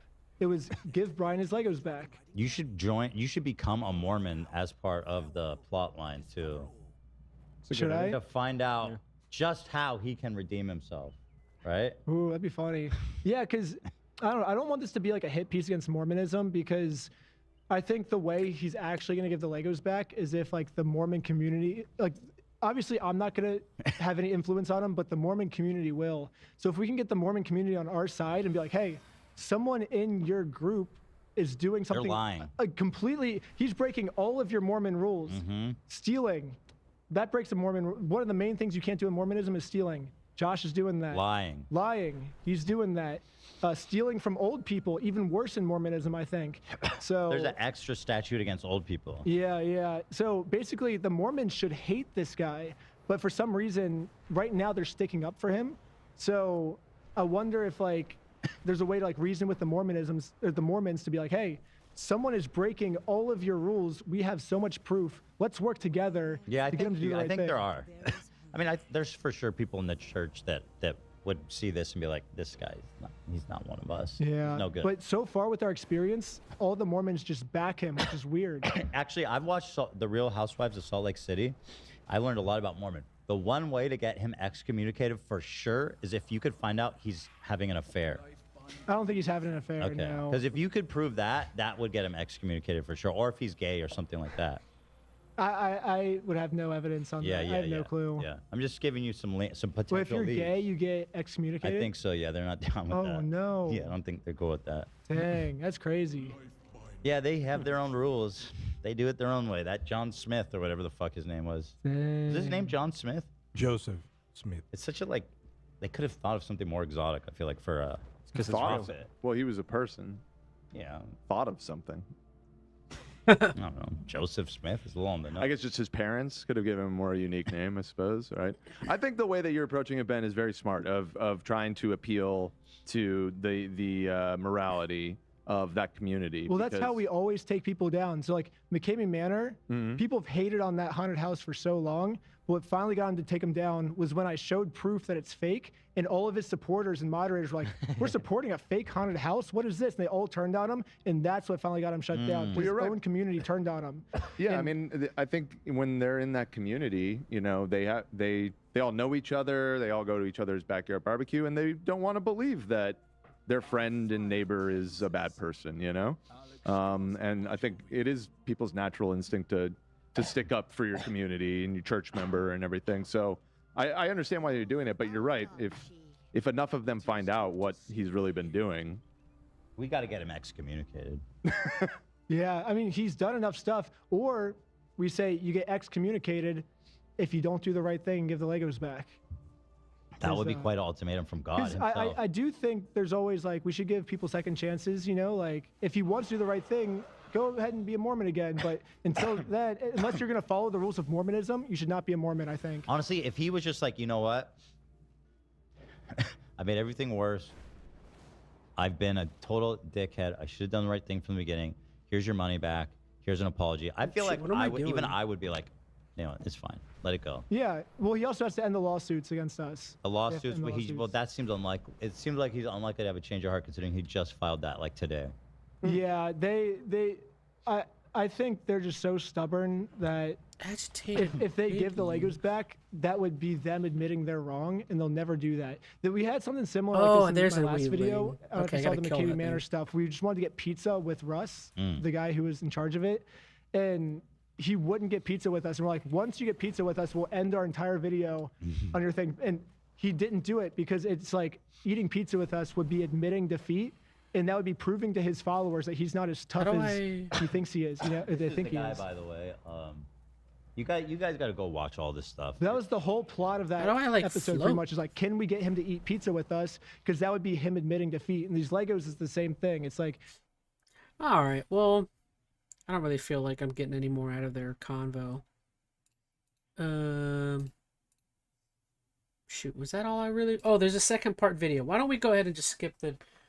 I don't know. I feel like they're kind of just having a goof. They're having goofs and just kind of chilling, which I don't think we need. But there is a second part. Moist Critical just put out about 3 hours ago. So why don't we go ahead and end the stream right after we watch this? That'll be a nice 3 hours, and we'll get to just check out what's going on. Video in 3 days I've made on this massive Lego scandal, but I can't help it. This is one of the crazier stories I think I've ever covered. All of this started over Legos, and is now at a point where Reckless Bin, the guy who was really investigating it and blew the lid off of this, spilled the beans, has now been targeted more times than Cobra Commander by the local police department out there in Utah that is seemingly working in collaboration with Bricks and Minifigs. Part 2 of Reckless Bin's investigation just dropped, and he and his whole group get arrested. He has been targeted multiple times by the police getting arrested, and there is evidence presented on camera that seems to indicate that the police are knowingly engaging in what I think is pretty clearly some barnacles. Not to get into the technical terms there, that's some legalese for you, some barnacles, in order to have him silenced because of what he's talking about. And there are some deep-rooted potential connections between Bricks and Minifigs and this local police department that is now, for some reason, going scorched earth on Ben and his entire team. It is absolutely fucking absurd. Arasaka from Cyberpunk is a... Arasaka. It's so funny because we're kind of in the middle of playing Cyberpunk, which we're getting ready to get back to. We were supposed to tonight. Maybe tomorrow or Monday we'll get back to Cyberpunk, but yeah. Less corrupt, less evil organization than Bricks and Minifigs, it seems. It's unbelievable. Now, if you don't know what I'm talking about, I'll give you like the briefest rundown before getting into part 2 here, because this is wild. They literally come in guns blazing on Ben and his team, by the way. Not to get into spoilers.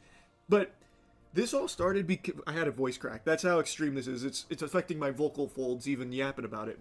Ben had been investigating a case of some potentially stolen Legos from Bricks and Minifigs.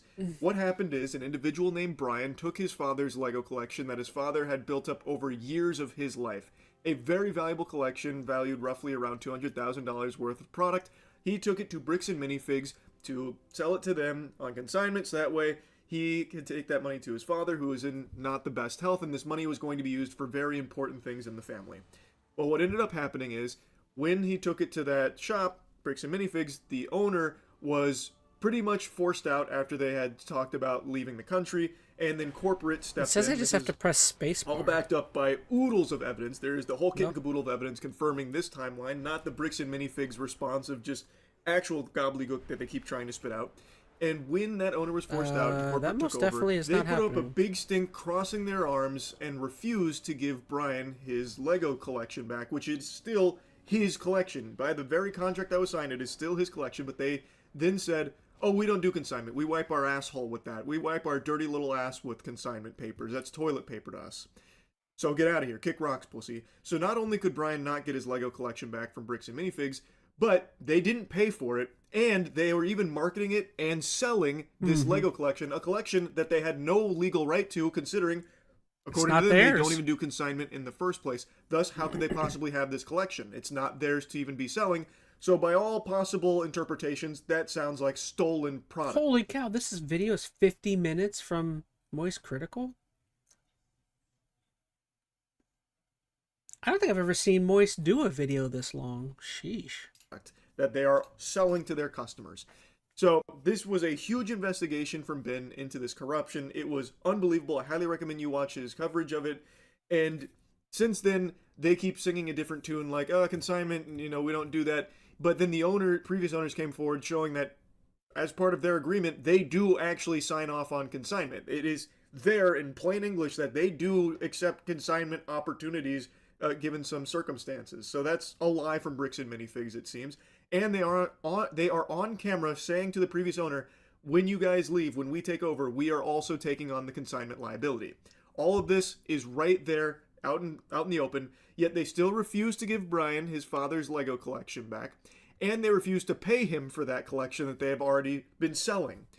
How is that not— I will still hold, too, that, like, after finding out that this is, like, a big company, a very large, wealthy company, it is, like, I understand it's just, like, maybe it's just pure greed or pure being evil, but it's like, this company could have avoided absolutely all of this by just simply giving the stuff back or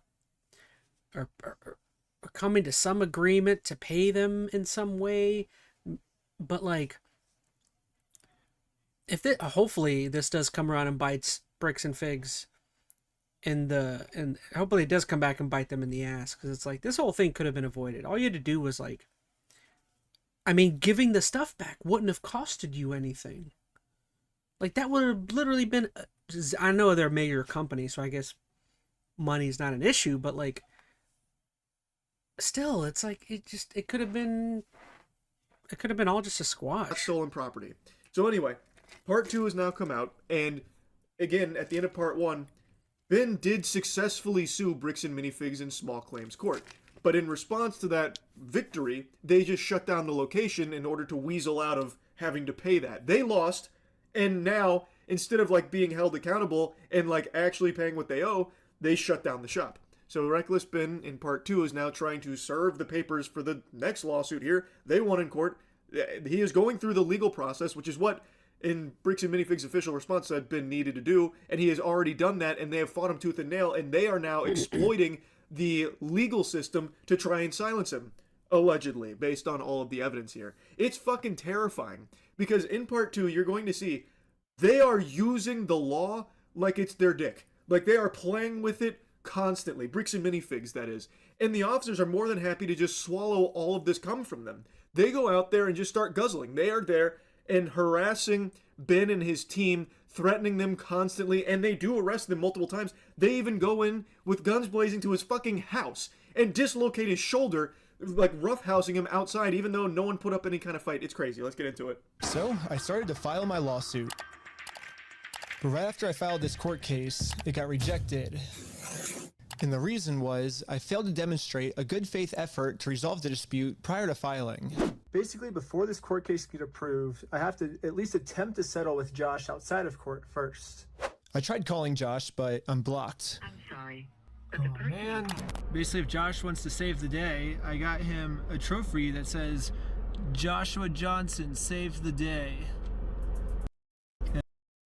Oops. And we'll give him this trophy, but he has to give the Legos back first. So we started driving to Josh's house. I had never heard of that. So in order to file this lawsuit, he needed to play in the pig pen with Josh for a little bit here to demonstrate that he tried in good faith to resolve it amicably. So that's exactly what Ben tried to do. He drove out to Josh in order to meet him in person to try and just squash the beef right then and there and get the Legos back so that way it didn't have to go through the legal system here with this lawsuit. Ben has been doing everything above board based on everything that I've seen here. Again, I'm not a fucking lawyer, but it is telling him what he needs to do legally, and he is doing it. Yeah, he's kind of being a little silly about it, like with the trophy, but I mean, that's exactly what Josh deserves. He deserves to be treated like a fucking temper tantrum-riddled child. That's what Josh is. We've heard him on the phone fucking melting down, crashing out, freaking out, sucking his thumb, farting his butt off. Like, this guy super sucks. So yeah, there's nothing wrong with delivering him a little, you know, cheeky trophy about like, oh, he saved the day. Look, you finally did it, Josh. In order to avoid the lawsuit, if Josh is willing to do that. But guess what? Josh isn't that much of a man. He's a little bitch. This happened. Dude, the police just showed up. What the heck? Why are the police at his house? Oh, there's another one, dude. 2 cop cars. My name's Oscar. This is Merrick Police. The reason I stopped you is the stop sign. You just didn't stop that. I didn't? No. I thought I stopped. Yeah, you definitely stopped. You said he ran a stop sign? Huh? You said he ran a stop sign? I didn't see what happened. Yeah, I was like... Because we definitely stopped at the stop sign. Stopped. Yeah. I was so sure that we stopped at the stop sign that I actually requested all the police footage of this. And as you can see, we didn't even do a rolling stop. We fully stopped at the stop sign. So this is an illegal traffic stop. My goodness, dude, this police department is just rotten to the core. I mean, that was darn near a full stop. I mean, it was a full stop. Really? That's why you pulled these guys over for not... I mean, I really don't blame him for attempting to go the Mormon route, because it's like, what else can you really go for? It doesn't seem like this police department is going to budge to anything, mainly because it's not really an ethical one. It's just... It clearly is somehow tied to, or again, they're writing so hard for this weird little Lego shop. Stop. Yeah, the corruption kicks off immediately upon Ben even entering the zone here. He's in the fucking PvP-enabled zone now. So, Ben gets in the server, and Josh was alerted to it, potentially, from some of the other Bricks and Minifigs associates that knew that Ben was there. So, as they're going to try and, like, have this peaceful conversation with Josh about this whole thing, as he is required to do by law as the first steps before filing a lawsuit, Josh has already alerted the police there. So Josh already hunkers down, surrounded by his own private military force here with the Utah Police Department that's protecting him, and they decide to initiate what seems to be an illegal traffic stop here on Ben, saying that he didn't stop at the stop sign, but he requested the footage from the cops on the dash cam. You can see them stop. They stopped. I think it's pretty obvious they were just looking for an excuse to stop them and intimidate them. So who's Ben? Me? Ben? How's Utah? It's good. You like it? We were forced to go home without having this good faith conversation the court requires us to have. Pretty cool officer. He thinks he's in like an action movie or something. Hey, Ben, how's Utah, bud? Yeah, what? Dude, this is insane. Like, it is straight up like, I think we were talking about mafioso like tendencies earlier. This is straight up like mafioso, like, again, this is This is like, oh, sheesh, it looks like you'd be ashamed if someone came in here and ruined up your nice little store. Maybe you should pay us a little extra for some protection. You know, it really, oh gosh, it's real bad. I don't know why he's acting like that. That's so cringe. But anyway. It's like, yeah, it's like 100% over the top.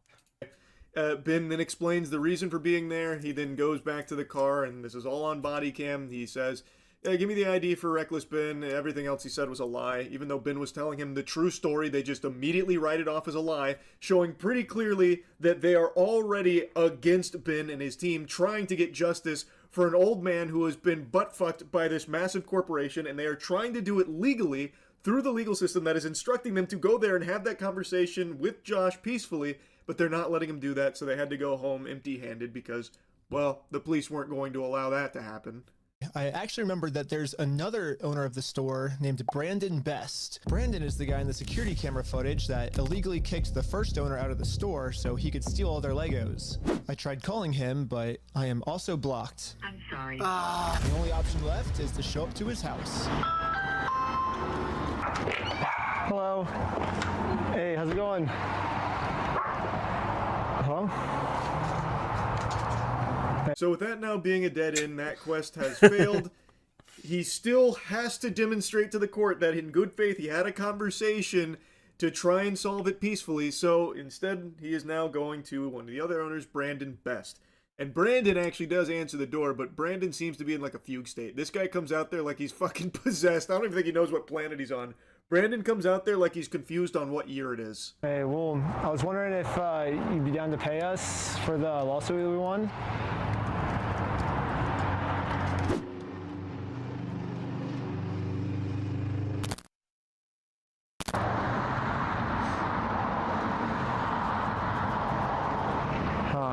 Gosh, what a tool. It seems like this is just such, like, because not only is it, like, incredibly immature, or so you're trying to act cool and tough, but they're doing it while being super immature and just like childish. It's like incredibly childish to have a problem with somebody and then just to stand there and pout. He's like pouting. This is like this is a man-child sitting here pouting right now. Like, Brandon doesn't want to have this good faith conversation to resolve this problem outside of court. And I gave him plenty of time to speak. I guess if you don't want to talk, I'll just talk. So you guys told us to take you to court. We went to court and we won. We know you closed down the store to avoid paying us, so we could just sue you guys personally and do the whole thing again. We would obviously win again, but then the police showed up. This boggles my mind. So Brandon is swaying over there like a fucking drunken zombie, refusing to say any words at all. He's gone catatonic. It's like, why even answer the door if you knew that guy was out, if you knew who that guy was outside? Why even do the weird, I'm a tough man, so I'm going to stand here and...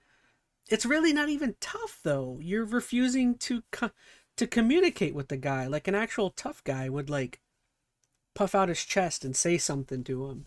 But, like, he's not even being tough. He's being, like, a baby about it. He's like, I'm not even going to conversate with you. And it's just like, so why didn't you just stay in the house, call the police, and not even approach? Why even... I just... Sorry to fixate on the tough guy aspect, but it's just like, it's not tough guy at all. It's like, if you're gonna be a coward, then just stay in the house and not even, like, come out and address him. And not that he addressed him at all. His company, they've still not paid the lawsuit that they lost. How is that allowed? How is that not a crime against them? How can Ben win this case legally? It's in the system. This isn't like, far-fetched, like nonsense. It's a real legitimate case they won, and they're just not giving the payment that they are supposed to. I just don't know how that's not illegal. So the police do show up. They're immediately on Brandon's side, going after Ben about how Ben's lying about everything, even though it is all in the system. He won. How can they just say, like, nah, we don't feel like paying. In fact, we'll just shut down the store, so how's that taste? This is what we'll pay you with. I don't get it. It doesn't make any sense. How is that not immediately a crime that they are just dodging this the responsibility to pay what they are supposed to? They lost. What the fuck kind of sense does this make? How is that allowed? What kind of fucking legal system do they have over there in Utah? And again, for some reason, they are really trying to protect these criminals. He didn't steal anything. He inherited the store from somebody. No, he stole $200,000 worth How do you of. know this? Because I've been spending the last 3 months in the case, and I won in court. He inherited the store. Uh-huh. He's being blamed for everything that the previous owner did, and he's trying. Well, to that's a lie. So we. Okay, hold on. Okay, I'm sorry. The police officers are like brainwashed by Bricks and Minifigs. Are they just all in like Bricks and Minifigs pockets or something? This makes no sense. Why is she now regurgitating their lies? She doesn't even know what the fuck is going on. So why is she saying it as if she's coming at it from a place of like knowledge on the case? She has no clue. So why is she taking him at his word instead of Ben, who literally has a court victory confirming his side of things? Bricks and Minifigs has nothing. They have nothing. They have their lies. They have their incorrect accounts of things. Ben has actual evidence and proof. So why are the police... I really hope that Ben... Oh, sorry, smacked the mic. I really hope that Ben in his pocket or something has, like, an actual paper that shows his winnings of the lawsuit. Like, some sort of documentation. Because that would be just sick to, like, pull out and be like, hey, this is my proof. I won this lawsuit, you know? On Brandon's side. Why? And why is she saying verbatim what they keep saying? This is very odd. Very, very peculiar. A lie, and we already proved this in court. Okay. If you come back and step foot on this property, you're gonna go to jail. The police gave me a formal trespass notice, which I took a picture of it and sent it to the court as proof I tried to have this good faith conversation, but Brandon didn't want to have it with me. And turns out this was good enough. My court case with Brandon Best got accepted. But my court case with Josh is still going to be rejected until I find a way to have this good faith conversation with him.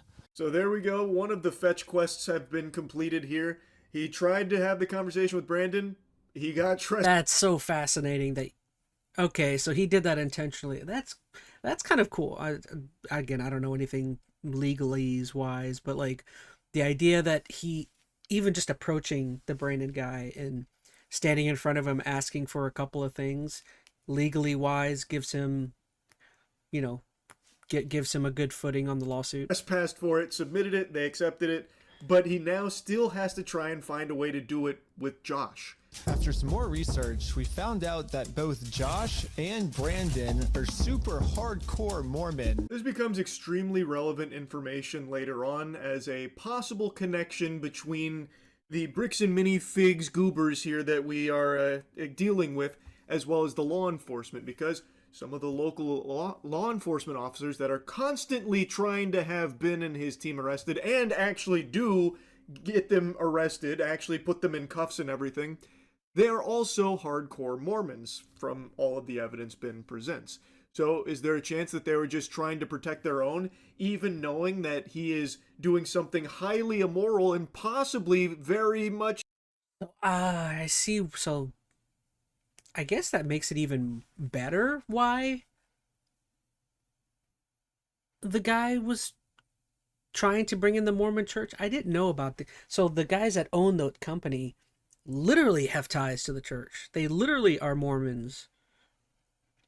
See, I thought they were just like loosely trying to bring in the Mormons in to kind of set things straight, but like, no, it like that literally is the case. Goodness gracious. Allegedly, potentially criminal, illegal. Anyway, as Ben is leaving, he and his team are pulled over again by the officers, who are now initiating another traffic stop. And it became pretty clear what the tactic that was being used here from Josh and Brandon was. Since Ben had told Brandon that he is now suing them personally, he's going to go after them personally, it seems like they are desperately trying to find any excuse to have them thrown in the slammer to avoid that. So now we are going to get really familiar with the police department, because they've got them on the leash. Bricks and Minifigs, the puppet master out there, it seems, because they are using the police department willy-nilly out the wazoo, constantly sending them like dogs after Ben and his team. even though Ben and his team are doing everything legal. And my question has got to be for bricks and minifigs. At what point does this start becoming a problem for your business? Because if you've got Moist Critical, H3 Podcast, Lord knows how many other YouTube channels and other people talking about this, the inner ChazmaN channel. No, I'm kidding. I don't have that pull. But if you have like all of these big, huge channels covering this topic, at what point does the word start to get out that like people just boycotting bricks and minifigs because they don't like you because you're bad people? Like, at some point that has to become a thing, right? I mean, I think they probably know that, and I think they mentioned it earlier in one of the videos, is they know that, but they don't think, given weeks or a month's time, that people will still remember this story and still remember that their company's doing things like this. But yeah, at some point, the company has to realize, like, oh crap, like, us being this crappy is causing people to not buy from us, you know? Legally by the book, as they are supposed to do, as Bricks and Minifigs said they needed to do, by the way. Now they're doing it legally and being fucking stalked, basically, by the police department, wielded by Brandon and Josh. So, yeah, we ended up just driving home, but on our way back, this happened. What? Pull over again? For what? How's it going? How's it going? I'm Officer Hawkins, American Fort Police Department. How you doing? Good, how are you? Good. Well, what's your name? Are you Ben? The police apparently got a call that we had heroin on us. This officer is going to conduct the search of your person because there are illegal substances in the vehicle. Really? So he's going to do that. I'm going to put this away, and then we'll be right. Don't reach in your pockets for me, okay? Sounds good. Thank you. After 2 hours of searching the car, obviously they found no drugs. So you didn't find. I explained to the police that we didn't have drugs, and the reality of the situation is that Bricks and Minifigs is so desperate at this point that they're willing to do anything to get us arrested so they don't have to pay for the property they stole. Yeah, that's pretty low. These fucking scumbags are now resorting to falsifying these reports to officers. They are maliciously relaying fraudulent information to the officers to try and have Ben and his team arrested. So now Brandon/Josh here is saying that they had heroin in their car, so the police pulled them over and searched for drugs, and of course they didn't find anything. But like that's not like that's also super crappy. It's just it's unbelievably corrupt for the police to pull so they already know that Brandon and Josh are somehow tied to these Ben and the other people in this car. They've been dealing with this back and forth like all day. How do they not know at this point that they don't have heroin in their car? It's just these guys going out. It's like they know that Brandon and Josh are going after them. Like there's no other reason not to think that. And interestingly enough, this appears to be part of a pattern from Josh Johnson. This seems to be one of his go-to tactics. According to one of the previous owners of the Bricks and Minifigs, where all this started, the Patient Zero, when they were kicked out, when corporate swooped in and, excommunicated them from the Continental, Josh Johnson had apparently been spreading rumors telling people that they, the previous owners, were selling heroin. So Josh really seems to like that lie about, a person I don't like and I want to have arrested. Oh yeah, they have heroin. Oh yeah, they're selling heroin. Apparently this seems to be something he does pretty often. Why is that not a crime? I mean, it is a crime, but why is he not? No, but that's what I was saying. Like what Moist is saying now is exactly what I was saying, is that why exactly?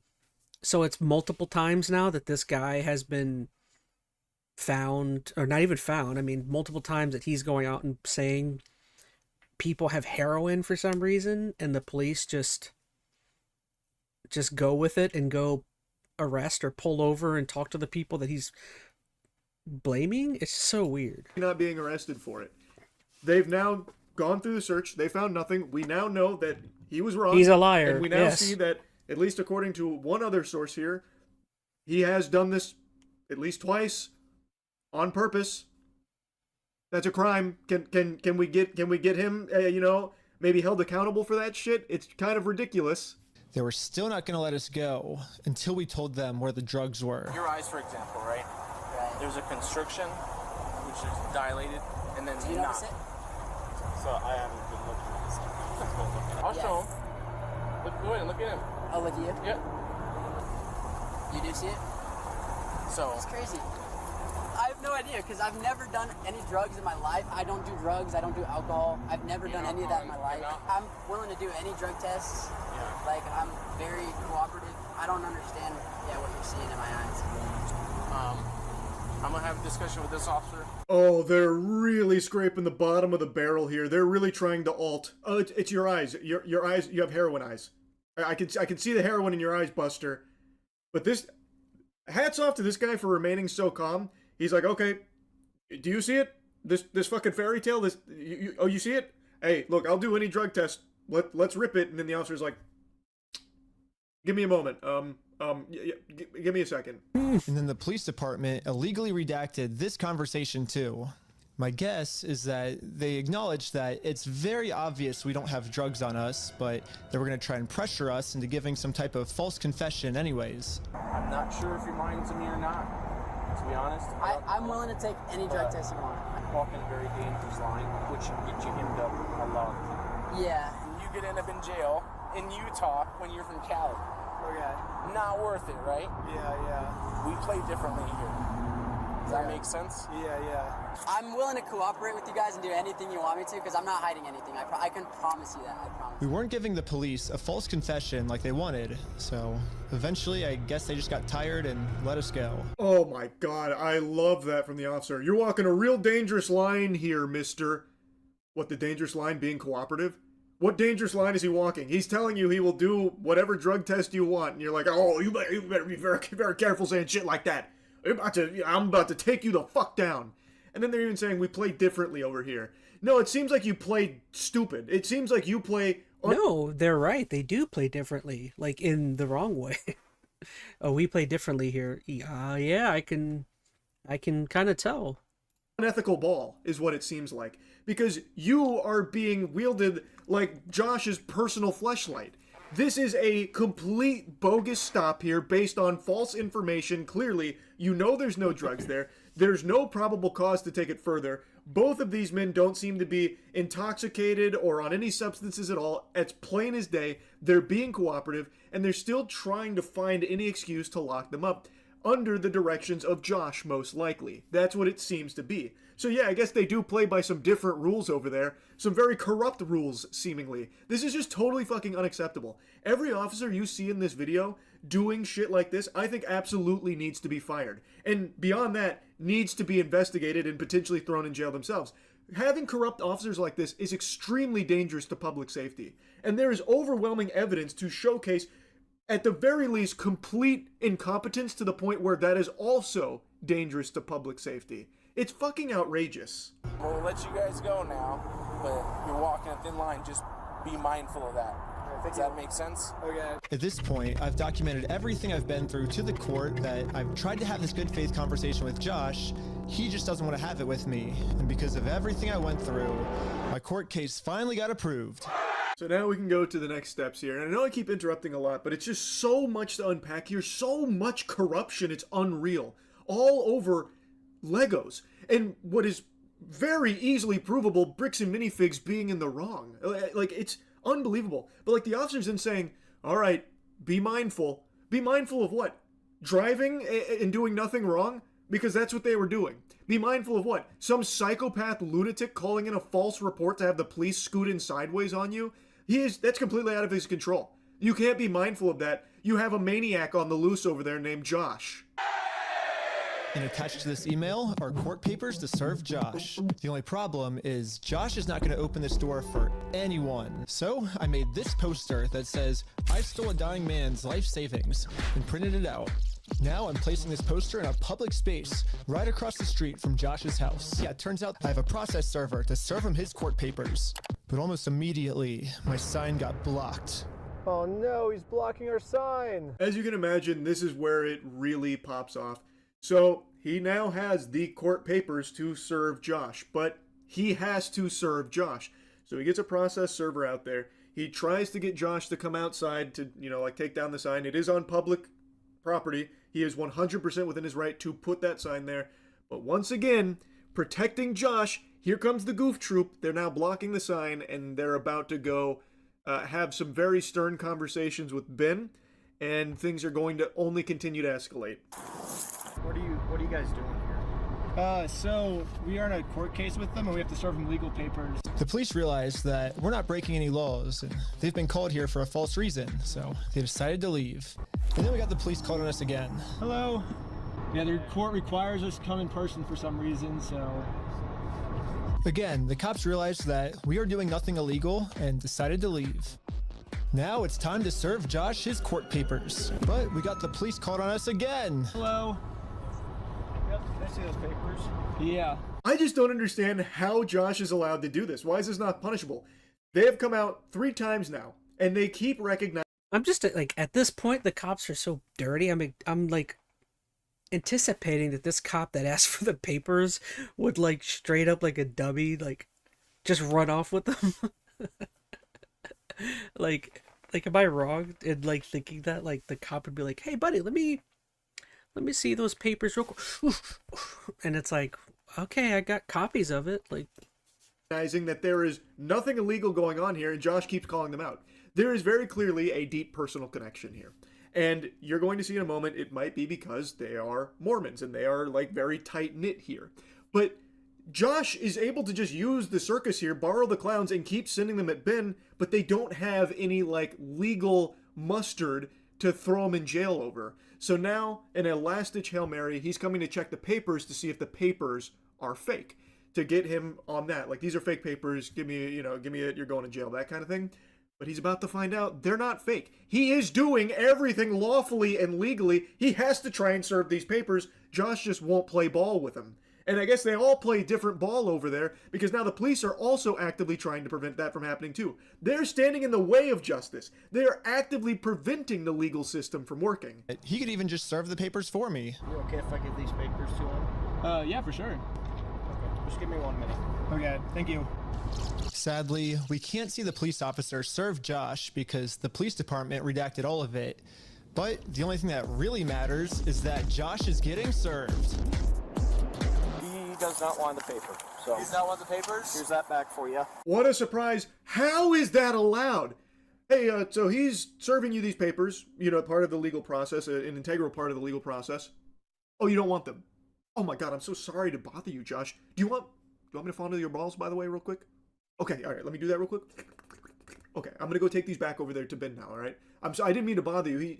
I understand you don't want them. I'm sorry. I'll just go ahead and continue to impede the legal system. Thank you so much, Josh. I love you, brother. Group hug in the shower tonight? Thoughts? All right, sorry. I'll go ahead and scram. Let me go ahead and bring these back over there to ensure that they don't get served to you as is lawfully required by the legal system. Have a good day, Josh. Papers. Not sure what this is. I've never seen something like that.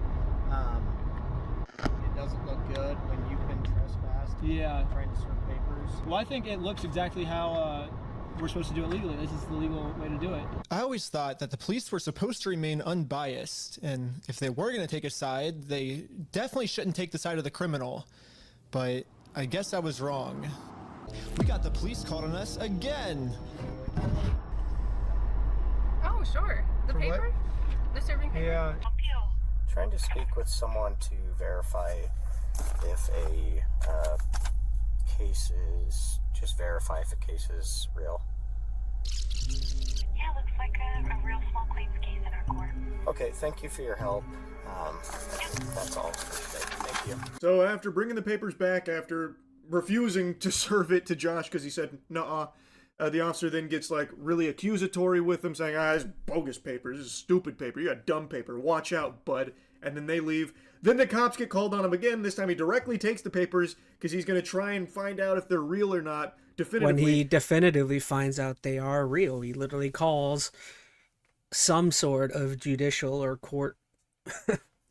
court-related person, probably a phone number that's literally on the papers, and they say, yes, it's real. he definitively gets a hard, yes, those are real, it is legitimate, and you would think at that point it'd be smooth sailing, like, okay, this is all real. Everything Ben's saying seems to be truthful. That's not how this goes. I think this phone call was the breaking point for the police. Oh, he's rubbing his chin. The police couldn't handle the fact that I was right and they were wrong. Okay. Okay, let's try and find you back. Am I being arrested? You're under arrest right now. Really? Wow. I was confused on what I was being arrested for. I mean, the same police officers that arrested me gave me permission to do exactly what I was doing. You can film from the sidewalk wherever it's public, right? But you can't go on that property. If you do, you'll be charged, okay? Okay, yeah, for sure. I got arrested for just doing what the police told me to do. Not only doing what the police told him to do, by the way, what the legal system instructs him to do. He has to serve those fucking papers. He won in small claims court. They didn't pay. Now he's suing them personally. And to do that, as he's already been accepted and did everything by the legal process, has to serve the next phase of papers. And the cops have come out fucking 4 times. The goof troop keeps rolling in here. And now, after they have gotten definitive proof that this is all real and Ben is telling the truth, now they have then nothing just to arrest do. him for Yeah. it. Oh, you've got some nerve. Now they have literally no recourse but to straight up just arrest. Dude, this is crazy. This is bonkers. Coming around Utah telling the truth, Ben. Like, what the fuck is this? This is actual insanity. It's from Brian, the collector's son, who got all their stuff stolen. And he has a theory of what might be going on here. Yeah, the cops down there are definitely all in with the Mormon community, and being the bricks and minifigs is part of that and worth millions. I would not doubt that they have donated hefty sums to the Mormon church, of which all the cops are probably a part of. Yeah, Brandon Best, Joshua Johnson, and Eamon, the CEO, are all super Mormon. Like, the CEO even went to the Mormon University. And when I looked up all the police officers who were treating me unfairly, they were all Mormon too. And they take care of their own, man. They are like a huge clan that takes care of each other. And instead of trying to get rid of the few bad people who are making Mormonism look bad, they're for some reason choosing to protect these criminals. But eventually, I got released from jail. So that's where the potential connection comes into play. So all the officers are apparently pretty hard. And I also guarantee you, I think they mentioned it earlier, but like the guys, Josh and Brandon and all of them, they also really want Ben and all of his people to be arrested and stuff for, because I think, oh, one, obviously intimidation. They're trying to intimidate them to get out of what they're doing. But also, I think in a way, they're trying to use it to make them look bad. Maybe they think that's going to help them out in court or something. The fact that, like, I think they mentioned it in one of the earliest videos we watched, but they're like looking at, maybe they think like in the courts or something, they can be like, see, these guys are bad. They've been arrested multiple times. And it's like, no, they've been arrested because you keep sending your police goons to come out here and try and harass them. You know what I mean? Hardcore Mormons, as well as our main assholes here from Bricks and Minifigs. So that would explain why these officers are so cooperative with Josh in particular, even though they keep getting routine calls out there for nothing. And even though they definitely got a false report and acted on fraudulent information and still keep doing it for Josh, it seems. So I think that's probably correct. I think Brian's right. I think it is because they are all part of this Mormon community that is just looking to protect each other. So instead of holding someone accountable like Josh, who is engaging very clearly in some extremely immoral shit and potentially criminal shit, potentially he's doing a lot of heavy lifting there. I think there is overwhelming evidence to suggest there is definitely something very fishy afoot at the very least, and still refusing to give back those Legos to Brian, which, again, by his own company's admission, they shouldn't even have in the first place if they don't do consignment. Thus, they have no legal right to that inventory, and they are selling what is, by textbook definition, stolen property.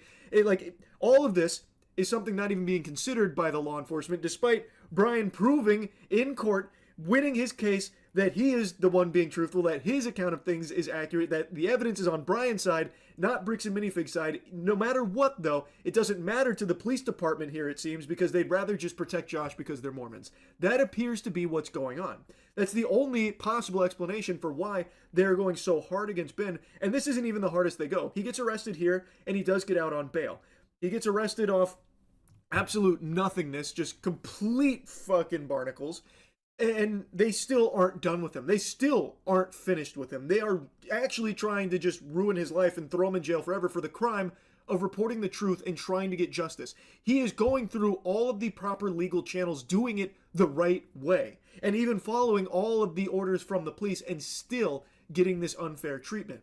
So yeah, it probably is because they are in this tight-knit community here, and they just want to keep protecting each other instead of holding them accountable, like Josh or Brandon or something. And it's fucking gross. So they are putting that above their duty of protecting the public and enforcing.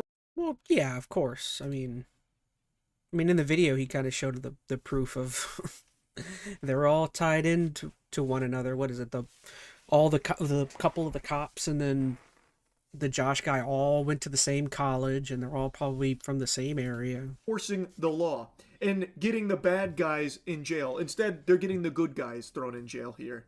Out of jail now? And this is when it really hit me that the justice system has decided to protect these criminals. So now there's really only one way I can think of to get this family the money back that got stolen from them, which is a GoFundMe. Time to promote it, to start getting donations. We printed out the GoFundMe's picture to hang it up so we could get a nice Instagram video to post to social media. But before the group could even hang the picture up, the police came. What you guys up to? Bro, the fucking police department must be headquartered in Josh's house or something. Like, holy shit. He must have like an underground facility of just these clone troopers from the Utah Police Department. They are just spawn camping. They literally live in fucking Josh's house, I guess, just for the sole purpose of trying to arrest Ben and his team for trying to get justice. We're starting a GoFundMe. Yeah. What we're doing is we're going to get a bunch of publicity to get basically all this money back for this family. Into some defamation stuff. Again, the police were thinking of any technicality they could think of to protect their Mormon friend. Look at your stalking code. See if it's that. If it's not, we're going to look at disorderly. If it's not disorderly, then we're going to look at the city ordinance. But after going through every law they could think of, it turns out that hanging this sign on a fence and then taking a picture of it for Instagram is not illegal. In fact, what the group is doing is actually protected under the First Amendment, freedom of speech. So one of the police officers let the group know that they were okay to keep doing this. Right now, I don't think you guys are breaking the law. But this other police officer wasn't able to accept this reality. We're going to take it down. I love that. One officer's like, all right, so you guys aren't breaking the law, and the other guy's like, dagnabbit, and takes it down and throws it in the cruiser. I would love to know what cops talk about in their cruisers. Like dirty cops like this. Like, again, like you're kind of seeing the difference between one cop that's like, yeah, you guys aren't doing anything, and then there's another cop that's like taking a knife out and cutting their crap down. So it's like, I don't know. I would love to. I mean, I guess their conversations have to be recorded, right? They're all wearing freaking cameras 24/7. So you can see them literally salivating and trying to really grasp at straws for any possible way of perverting the law to suit their puppet master's instructions, allegedly, to have them arrested. So they are doing everything they can to find some way, some excuse to arrest them, even though what they're doing isn't illegal. And the officers even said that on his body cam, by the way. I can actually hear what they're saying here. He sees it or give it back to him? Is it an occasional crime? Is it disorderly conduct? Why? Is he upset about it? I mean, I guess, but that's not. Yeah, this police officer is right. Just because this might make Josh upset does not make this poster illegal. So I decided to let the police department know that some of the redactions they made aren't exactly what they're claiming they are. Redaction was. Okay, well, that didn't happen. That definitely didn't happen? No, I don't do that, Ben. I follow the Utah State Code, like I just said. Right here, the police are actually admitting to themselves that none of this is illegal, but they're still going to try to arrest us anyways. It seems like the only reason they're getting rid of this audio is to protect the police officers from getting fired. I don't know what the police officers are saying in this next clip, but I'm pretty sure they're scheming up a way to get the group arrested, because this is what happens next. And Lieutenant Adamson can correct me if I'm wrong, but we're going to seize your phone right now. Do not do that. You understand me? Right now, you're attempting to destroy evidence. Okay, put your hands behind your back. So Ben was able to sync up some of the redactions here and What do you mean, don't do that? find He was some of handing what you the they were phone. saying, and it does appear that they are saying, like, yeah, not really a crime, but then they still do find a way to weasel out some kind of excuse for an arrest, and that's exactly what they do. So, and he also reports it, by the way, and the lady says, that didn't happen. Nope, we don't do that, Ben. I don't do that. Didn't happen. Even though you can watch and hear it, but whatever, I guess. So yeah, now they start arresting him, and as he's giving him his phone, he goes to lock it, and Officer Goofball here, in his tactical glasses, hits him with a, "Don't do that." I thought he was about to draw his weapon on him. All because the guy had the gall to try and lock his phone. Which is like a normal habit, by the way. Anytime I see my phone's unlocked, I lock it too. Every human being on the planet does. So just going to lock his phone, super normal. That's not destroying evidence. Also, they don't have any legal ground to stand on for how that could be destroying evidence. They don't even have a warrant to search it or anything. So he did nothing wrong, but the officer instantly springs into like combat mode there over it. I was just locking my phone. Okay, I'm gonna switch over to the police officer's body cam POV so we can dissect what just happened. First, the police officer asks if he can confiscate Sheldon's phone, so Sheldon says, okay, and reaches in his pocket to give it to him. But at this point, Sheldon sees that his phone is unlocked, and at this moment, he decided that before giving it to the police officer, he was going to lock his phone, which is totally legal. There's no search warrant, so Sheldon is legally allowed to lock his phone. But as the police officer saw Sheldon's thumb moving towards that lock button, he snatched it out of his hands. And now the police officer's claiming that because he tried to lock his phone, he's destroying evidence. Silence. Yeah, I was giving it to you. Stop talking. I was Stop giving talking, it to you. Okay? Let him have the phone. I wasn't trying to delete anything. In fact, it is actually impossible to delete something from an iPhone from a lock screen by hitting the power button. So in no context could I have been trying to erase something by hitting one button on my phone. Now I'm sure you have a phone as well. When you hit the power button, that doesn't delete anything, does it? I imagine it wouldn't, yeah. Yes, that's all I did. Another arrest in the books for these fucking corrupt weenies over there. This is outrageous. So now he has to defend himself about like the claims of destroying or obstructing evidence for locking his phone, which, again, everyone does that, and he's legally within his right to do so.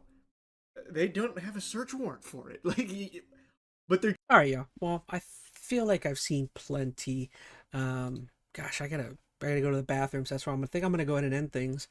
But goodness gracious, I might finish the rest of this video later.